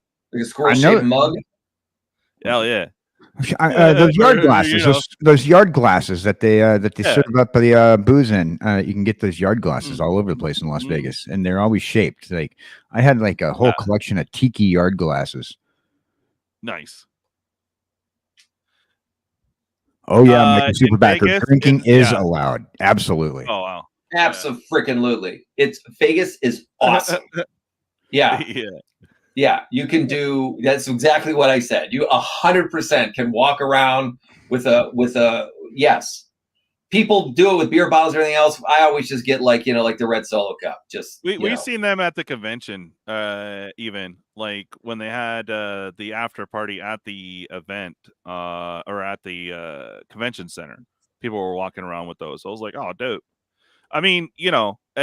I personally, you know, it'd be great just to get a game in with a couple of brewskis and, you know, and play. So you can do that for the most part, unless it says otherwise.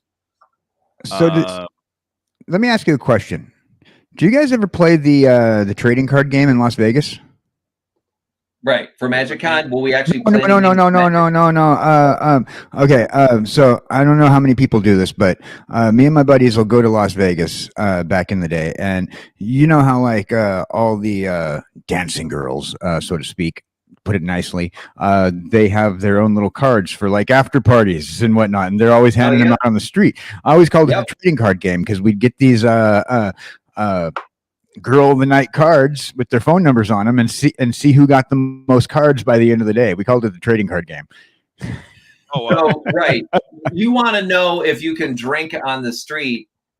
Yeah. And then, you know, people, cannabis is legal there like it is in so many states now too. But people will just come right up to you and hand you a card and go, would you like to have her come to your room in an hour? I mean, this place is off the chain. So a super backer, you're like, wow, like I'm telling you, it is a Disneyland there. If you have not really spent much time there, really try to get out and go to the convention because, you know, you won't be there alone, right? You'll be around a whole bunch of like-minded people. I'm kicking around the idea of doing like a little house party. I scored a really good. Yeah. Wait, hold on. So the other part you're saying is be prepared to walk around with a drink while at the convention or around Vegas. Okay, so there's another prep thing, I guess. I'm saying you can do run. Yes. Yeah, you can. Yeah. All right, fair. All right, so you got that knocked out. Depending on the convention, like at Vegas, though, a lot sometimes like certain halls don't allow outside liquor or outside beverages. But I've seen people come in with camel packs and they fill Jack Daniels into their camel packs. Jeez. Wow. Because the poker players bring survival packs. Like that's why book bags are basically allowed, because the poker players go to play Hold'em and they'll sit there for 20 hours straight, right? So they got backpacks full of all kinds of stuff. And so just people have it. Plus, all these hotels are just at hotels. People are walking in and out with luggage all the time and everything. Nobody cares. Nobody cares. Yeah. Sure. There will be certain bars at every single big hotel will have a bar that you throw a stone and you're going to hit a nighttime worker. Okay, like they're there. Like every place, like it's all crazy. Yeah. So if that's your bag, but okay, back to I just like seeing the trading cards. I just like the trading cards that they give out. That's really what I want to do. Yes. All right. Well, fair. All right. You're gonna be locked up. Nice. All right. So what is your typical meals there? Like basically, if you're off the monorail, you have some options. If you get into one of the hotels off the monorail, you can jump on those to various places so you're not Ubering all the time. I think it runs up to about 2 or 3 in the morning there. So it will run you probably about $30 for the weekend, and then you got your ride pretty much set. That's another thing you might want to look into is the public transpo in the area because it's set up that way. Hopefully you have a hotel off the monorail so you can get to the convention fairly easy. And it's not that hard to find one of those hotels. I mean, walking 2 blocks, you know, you're going to hit most of those. Yeah, because it goes basically all the way up and down the strip. And so like I think southern part of the strip is the newer end. And Mandalay Bay, I think, is still at the end considered at the end of the strip. And as you go north, you get back, you know, towards Old Vegas.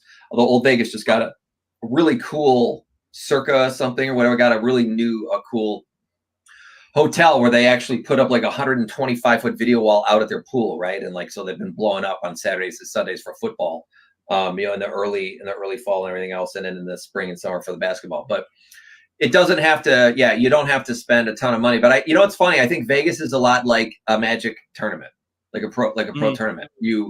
It's 3 days. You hardly sleep. You get 1 meal a day in, and you just kind of focus on doing what you're doing. You know, so pretty much. But you'll spend $25 for a turkey sandwich. You know, at the hotel. Exactly. It's going to be up there, and then also. Food wise, depends on how you travel. If you're going there on a plane, getting a cooler and doing all that, it's not feasible. But if you're driving there, You could have a cooler. I got some sandwich stuff, just stuff to kind of keep us going. You could probably pack a sandwich or two, and not pay $25 for a ham sandwich. I mean, and on the convention floor too, it's going to be like, I don't know, $8 for a drink plus, food's going to be 15 to 25. So yeah, if you're not prepared for that, it's going to be up there. The other thing for tournament wise, now you should be able to find some deals on the floor, of course, for sleeves. But if you're not sure and you don't want to worry about it, grab yourself. I'm not sponsored by Dragon Shield, but grab a thing of sleeves so you are ready. If you're actually going to be jumping into any of the drafting events, you can just pull your card, start sleeving immediately. Unless you like raw dogging, that's up to you. But a thing of sleeves is a good call. That's at least 2 decks you can sleeve up for a 40 card deck, right? Because there's 103 in here. So it's a good thing I know what you're talking about, because you're talking about sleeving up and raw dogging. Yes, you could take it that way, and it does go to the previous topic. But I was trying to get back to Magic, man. Listen, so also Magic being like a Magic tournament being like Las Vegas, yet another parallel. You don't want a raw dog, ever. Never. Always either scenario. Always. Do not do that. Yes. Always. Will not work out well for you. You know how you were just asking about food. God. I don't know about you guys, but when I go to Vegas, I eat once a day, and I go to the buffets. Yep. Like, gorge yourself at a buffet, and then have that as your once a day pig out session. Yeah. They're like $60 now, you know, I would say at least, for the buffet, but it'll knock your socks off. Like, I mean, they will have 30 stations of food with shrimp and lobster and crab legs and all kinds of meat and raku, you know, everything. Yeah. Yeah, exactly. Got to double sleeve that. That's right. Yeah. Yeah. But I definitely just buffet every day and gourd myself and get the cheapest hotel I possibly can. And it doesn't matter if I'm spending a lot of money going back and forth to on an Uber someplace, because I'm probably going to be at the one spot, especially if I'm at a convention, probably going to be at the one major spot that I'm hoping to be, you know, all day. So yeah. Yeah. So the other thing too, I guess, PSA, if you can afford it, I unfortunately missed out on the early bird, but I am still trying to work up the funds and work out you're going to the party already? How's the party rigged up? I got an early bird. All you can drink. Look, House of Blues, you know, I mean, it could $15, $20 a drink. You already got 50 up for it. Yeah, and they say open bar, but I mean, your sodas are going to be like $10, $20 a pop, almost $2. Ridiculous for a House of Blues. I mean, I don't think it's that much, but it's up there. It's going to be like a little tiny Coke for like basically a can for like $10 plus, you know, at least. I didn't see how long the House of Party go for. I hope it's more than 2 hours, isn't it? Yeah, I'd have to pull that up. Yeah, let me see. Magic. Yeah, because I gotta talk to Caustic and try to figure this out. Order confirmation, potty tickets. Okay. 9 p.m. to 1 p.m. Wouldn't that be nice? I probably meant 1 a.m., but you know, TCG, dude. Yeah. And then we can roll on to the next place. You know, but yeah. So bars are open 24 hours a day. It never closes. I thought they close at like 3 or 4, or is it just some of the clubs and things like that do, but like they'll always basically be, the casinos never close, so you can like drink all night long. Right into the morning, into the day. Yeah, absolutely. Like they don't stop serving alcohol at 3 in the morning when you're playing poker. Keep going. Town, man, is crazy. Yep. Jeez. Okay, I'm getting a screenshot here, but this is what we're talking about. will be the VIP party. They didn't say anything that you get like physically with the VIP party, did they? No. Okay. So I was Do we wondering if have there's to like anything else. wear our badges like out hanging around like hello, my name is, or do you just flash it at the door and then stick it in your shirt? Yeah. Either way, I guess. I'm not sure. But yeah, we already missed out on the early bird, but I think they're still selling tickets. I have to find out. But they're basically 50 and then fees, so it'll probably be like 75 after all that, and then 103. So that's probably going to be like $1.20, $1.28, $1.30 maybe. So I missed out, but that's the thing at the House of Blues. So a lot of people are planning going. I know Ed and a few others are planning on attending this event. So I know you are. 4 hours, $80, all you can drink. I'm staring at that, and I'm just like, I don't know. I think they're going to lose their ass. Yeah. It's like say, I mean, unless Wizards or whatever like sponsored this thing, you know what I mean? They had to like pay another $100,000 or something. Yeah. Well, we'll see. Maybe a lot of Magic players don't roll as hardcore as my Friday night basement Magic crowd does.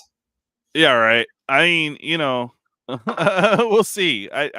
I was trying to plan it for Saturday to get loose, so Sunday's going to be cash, but we'll see what happens.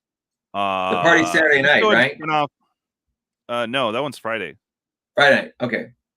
Yeah, I come out on Thursday. Oh, you come out on Thursday. Okay, yeah. I think that's what we're doing too.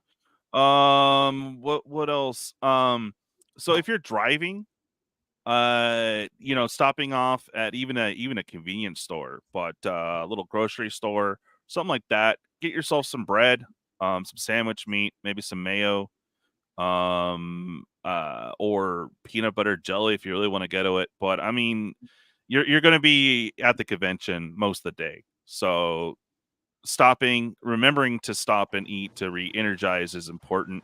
So make sure you do bring in some water. Like I'm not going to be able to bring in my big jug thing, but I can get like one of the smaller big bottles. Bring that along with you, because buying anything at the convention is going to be super expensive, and that's less money that you could spend on Magic. So there you go. I would say that when it comes to the convention itself, the convention whatever hall, that could actually be much stricter. The casinos are just open. There's millions of entrances and exits, and people are flowing in and out, and nobody cares. But you go into like one of those places, they might be different. They'd be searching your bags. They may want you to buy everything there. Like it could be a lot tighter. Yeah. Some are very much that way. I know that after the last time I went, stop you from bringing in water though. That they cannot do. Is that a law? I never heard that. That's not a law. They can say like outside no outside beverages, and then they can enforce it if they wanted to. A lot of times the security doesn't have time to enforce that kind of stuff. But I've been seeing more and more conventions lately of the persuasions I typically attend. I don't foresee a problem, because they're just getting you through, and if the metal detector goes off, they're gonna search your stuff. So sometimes they have a bag check, right there, right in front, and they send everybody who has a bag to the bag check. So it all depends on also the mood of the person doing the bag check. If there's a big line and they're trying to get people in real quick, they're not going to be fishing on your bag. You probably can sneak a water bottle full of vodka and nobody notice. Ask me about this again next week. I'll talk with this will be my first one that I've gone to, but my group of friends have all gone before. I don't know if any of you have gone before, if you recall how they handle it. Yeah, it's not a big deal. Honestly, I've even brought snacks in sometimes, but you do want to travel light. You probably do want your backpack, but also make sure your backpack is secure. I'll know if someone's trying to get into my stuff. I really doubt that's a problem, but if you're flashing at a table of freaking mocks and you have a backpack and a clear backpack or some crap like that, like you know, don't advertise, you know. But anyways, I don't think you're gonna have to worry about any of that, though. I don't think so. No. You know, to be completely honest, those conventions get really busy, and even if they did have the rules, half the time they're just too busy trying to get people checked and make sure that there's nothing that'll bite or poke you. You know. Yeah. Exactly. But yeah, you should be able to bring in water. It shouldn't be a big deal. Maybe some light snacks, like if you do have access to a convenience store next to you, you know, grab a sandwich or something like that, or grab the stuff to make the sandwich. And your hotel should have a little mini fridge, so you can just make yourself something in the morning, you know, and then save that money for the stuff that you really want, because it's easy to blow like $100 and barely get breakfast and lunch, and you're like, oh wait, I need to eat dinner too, you know, damn. So, but most of us are going to be like posted on that floor in the merch section, trying to get the artist signatures, moving around, seeing what else they got. So you're going to be moving a lot. Make sure you hydrate. So how do you deal with getting your stuff? Do you wait till last day to make purchases? Do you wait until like the end of the evenings? Or are you one of those people who have to buy it now when you see it? Well, I'd probably buy it immediately. If you get in early on Thursday, sometimes they'll open it up. If you're VIP, you have access on Thursday to buy stuff. Oh, but yeah. If you're not VIP, you might have to wait in the line. Sometimes they'll let you in on Thursday. I don't know. I've never been there on a Thursday, but you can go pick up your stuff on Thursday. So that's if you're, you know, a quick roll through, go collect your stuff. Yeah, buy in now because it will sell out. Yeah. I mean, well, I mean, like with like merch, like from vendors and whatnot. That's what I meant. I wasn't meaning like the other way around. I was meaning like vendor merch and whatnot, because a lot of people see like the awesome stuff that vendor merch has. You know, a lot of people have to buy it now, like Twiddler just said, because it could run out. I mean, and some vendors won't hold the product for you until the end of the day. You know, so you find yourself carrying around stuff all day long. I'll check on Thursday then. Yeah. Yeah. But for sure, if you have the VIP, they should let you in. But I mean, into the merch booth first. But yeah, if you get there early too, might be better just to sit there and tough it out there at the very beginning. Especially if there's any events that you want to catch, because they should have a program here eventually, which you can find online. As far as what the events are, they'll have closer to. But you do also remember that you have to buy in on if you're doing any tournaments, you have to buy it ASAP because most of it's sold out. All the mystery booster ones, now that people know that there's a potential of 2, all of them are sold out. Like, people had that foreknowledge, like day 2 or 3, some people knew, and all the mystery booster ones were sold out. Like, huh, okay. Sweet. No insider info there, eh? But yeah, once you get all your merch, the rest is a breeze. Yeah, that's true. Yep. But then you have to carry that around with you the entire day. I'd go right back into the monorail, go back to the hotel, drop it off, come back. Just screw it. Yeah. It as long as you have a hotel at the monorail, it's not too bad. Like, you know, you take 10 minutes to walk through the crowds, get on the thing. I mean, they do have postal service on site if you just want to ship yourself stuff, but that could be expensive because you can drink on the monorail. Yeah. Well, keeping the party is not necessarily the question. It's you know, I'm just one of those guys who likes to shop for my merch like at the end of each day. Oh yeah. You know. Yeah, mono's just going to be like plastered the whole time, so fair. You're all like, all the things that you could do to bring drinks around. I'm like, all right, bet. What about that? Yeah, but this is another thing you can do. I was like, whoa, dude. There's really two things you get arrested for in Vegas, and that is starting an actual fight or judging another person for their activities in Vegas. You'll get totally arrested. They'll like haul you right off. Can't do that. Yeah. No judgment. Not allowed.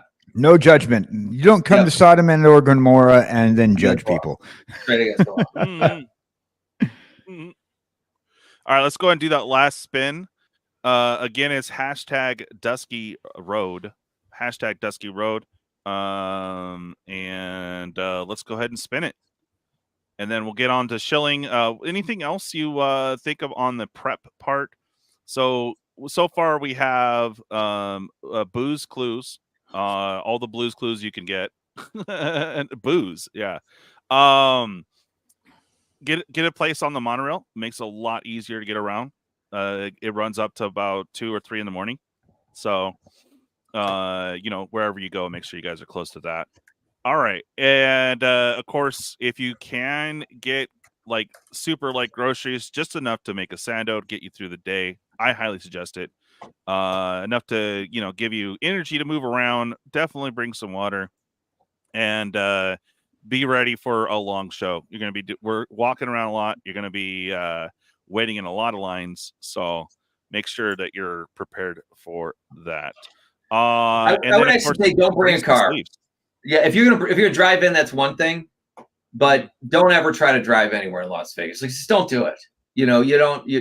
Parking's crazy. The strip traffic is disgusting. Nothing is easy to figure out. All the entryways and everything are off sides of hotels. It's a nightmare. Just don't do it to yourself. Do not bring a car. Yeah. So, like I said, if you get a hotel off the monorail, that's a good call.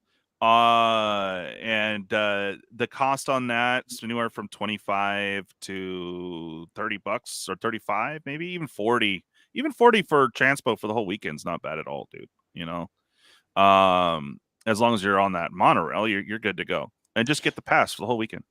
Make friends with people who are going to the same events that you're trying to go to, so that way, like, if you know that you're going to be like hanging out at the same hotel, and you're going to be going get dinner at the same places, so that way you can like share the Uber expense if you're going to take an Uber somewhere. Yeah, that's true. Yeah. They have limos. You fit 12 people in it.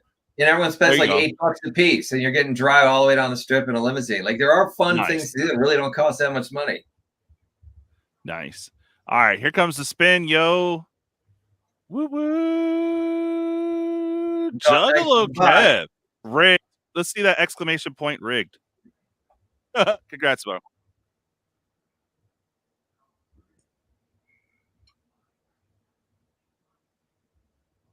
There you go. Congrats, man. Hello? Okay, we're good. All right. Yeah. I was like, wait a minute. DJ says hello, and neither one of us respond. Yeah. Don't respond. Make him think his mic went out. That's right. I know. It happens all the time. So it's like, yeah. Well, guys, is there anything else you want to talk about as far as prep? Oh, yeah. Get sleeves. You should find some good deals on the merch area. But, if you already have some sealed dragon shields or whatever sleeves you like to use, I just have them in the backpack. Have your dice, have your whatever. And make sure you don't bring in a lot, because hopefully, if you don't want to make the trip back to your hotel, you can load up the backpack and not have 20,000 bags in your hand trying to move around. So, and if you do, get on the monorail, go drop it off, and come back. Right?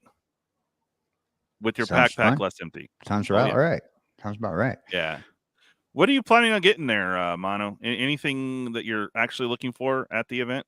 I got taken out of this here. That Nightbot just said I was waiting on a bus and my head blew up. Yeah, that's a lyric to a song. For Juggalo. Yep. It's awesome. Yeah. I'm getting in, I think about 2 p.m. or so on Thursday. Mm-hmm. And then? One of my other buddies coming in, who I play Magic with, will also be there around that time. Nice. Yes. So the things and what I will be up to there, come join me and find out. Oh, yeah. Sounds good. Is there a particular big ticket item you guys are looking for getting? Yeah, like, is there anything? Yeah, that's what I was asking. Yeah. Oh, you mean like from the merch or anything that they got going on there? Merch, custom art, who knows? Anything. Big ticket item you want to come home with. Well, I'm actually now, I want to see more of the list of the artists, and I might go grab if they have some cards that are like I'm real big fans of, I will get them graded just so I get them slabbed. and then I would really like get some autographs on that stuff. I think that's really cool. Yeah, I know, like autographs Well, on the that's the thing card. too. What's that? Some big artists are scheduled only for a day or two, so look out for that. But like late Saturday, early Sunday, it might be a little bit easier to get on over to get your autographs.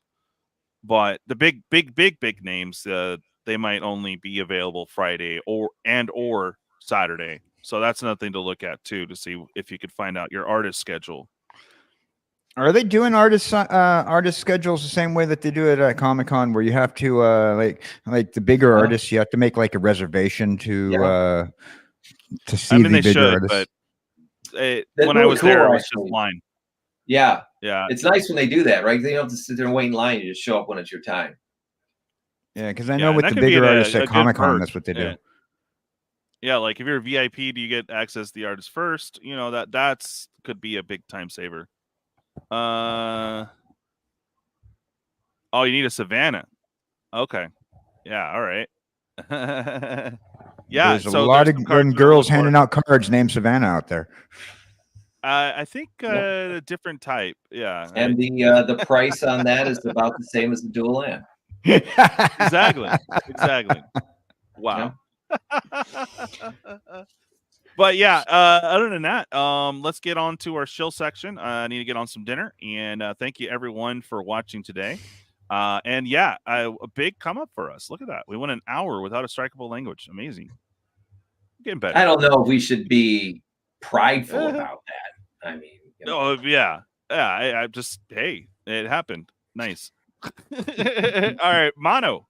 Shill, baby. Go ahead and put your full link. One half of Mad Magic TV. I'll stick it in the chat there for anyone who doesn't know. For those of you who keep tuning in, as I always say, please like and subscribe with us, or hate and subscribe with us. We do lots of videos about the finance, trying to pick the right cards. I always love to find really rare auctions. I can find them like on eBay, like the Power 9 and Black Lotus, that are like truly auctions. We can then just get like the last couple of minutes. We can see what those things are selling for. So we do dabble into current events, but mainly we're watching the trends around the money on Magic, which is why we call it Mad Magic, which came from Mad Money on CNN. So I think we're newer. We've been around since October or whatever, but it's going great. I thank you for having me, DJ. I'll be back again. Yeah, this coming week. Sweet. Anything else you want to plug there, bud? Not for now. Nope. I'm good. Yeah, I've got the t-shirts yet. We're good. They're coming soon. Yes, we'll be showing those off. Speaking of t-shirts, Dan's got a cool one. How you doing, Dan? How you doing? Just got monetized on Twitch. I've been hanging out over there and had an extra long little gameplay session today on a friend's channel over there. We were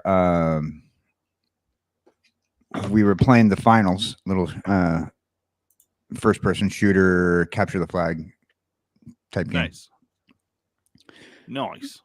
Not really doing much else though, just hanging out. Yeah, awesome. Well, yeah, go check out Dan, definitely. And finally back over to me. Boom.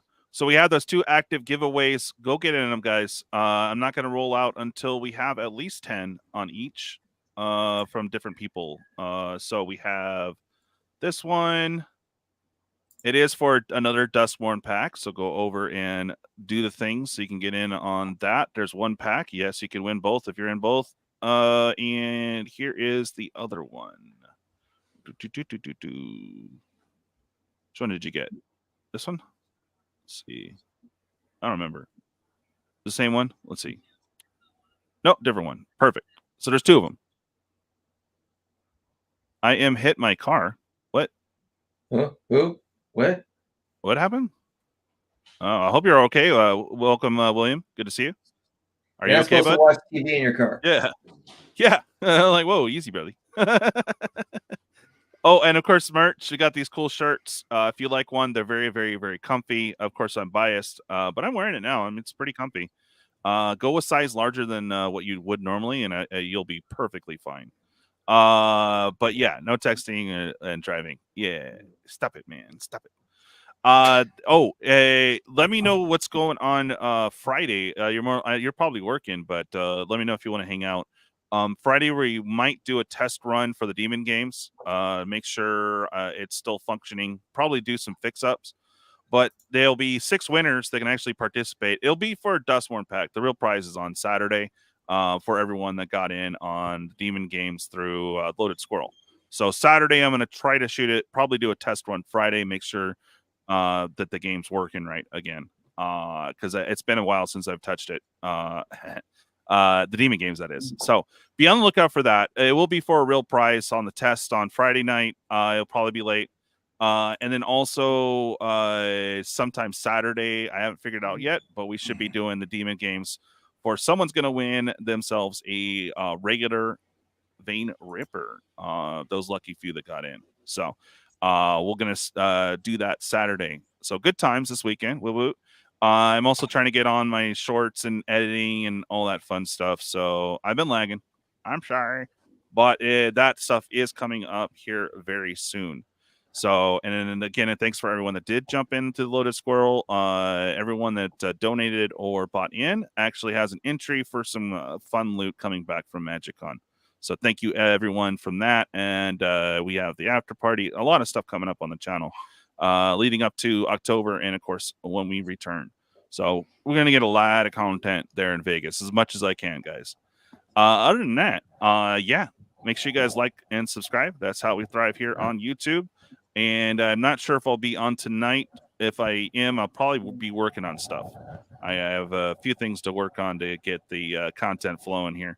But yeah, I hope you guys stay awesome. Thank you for hanging out. And feel free to hang out for a minute if you can, Mono. We'll go ahead and end the stream. Thank you guys for watching. And I'm trying to be good on this. There it is.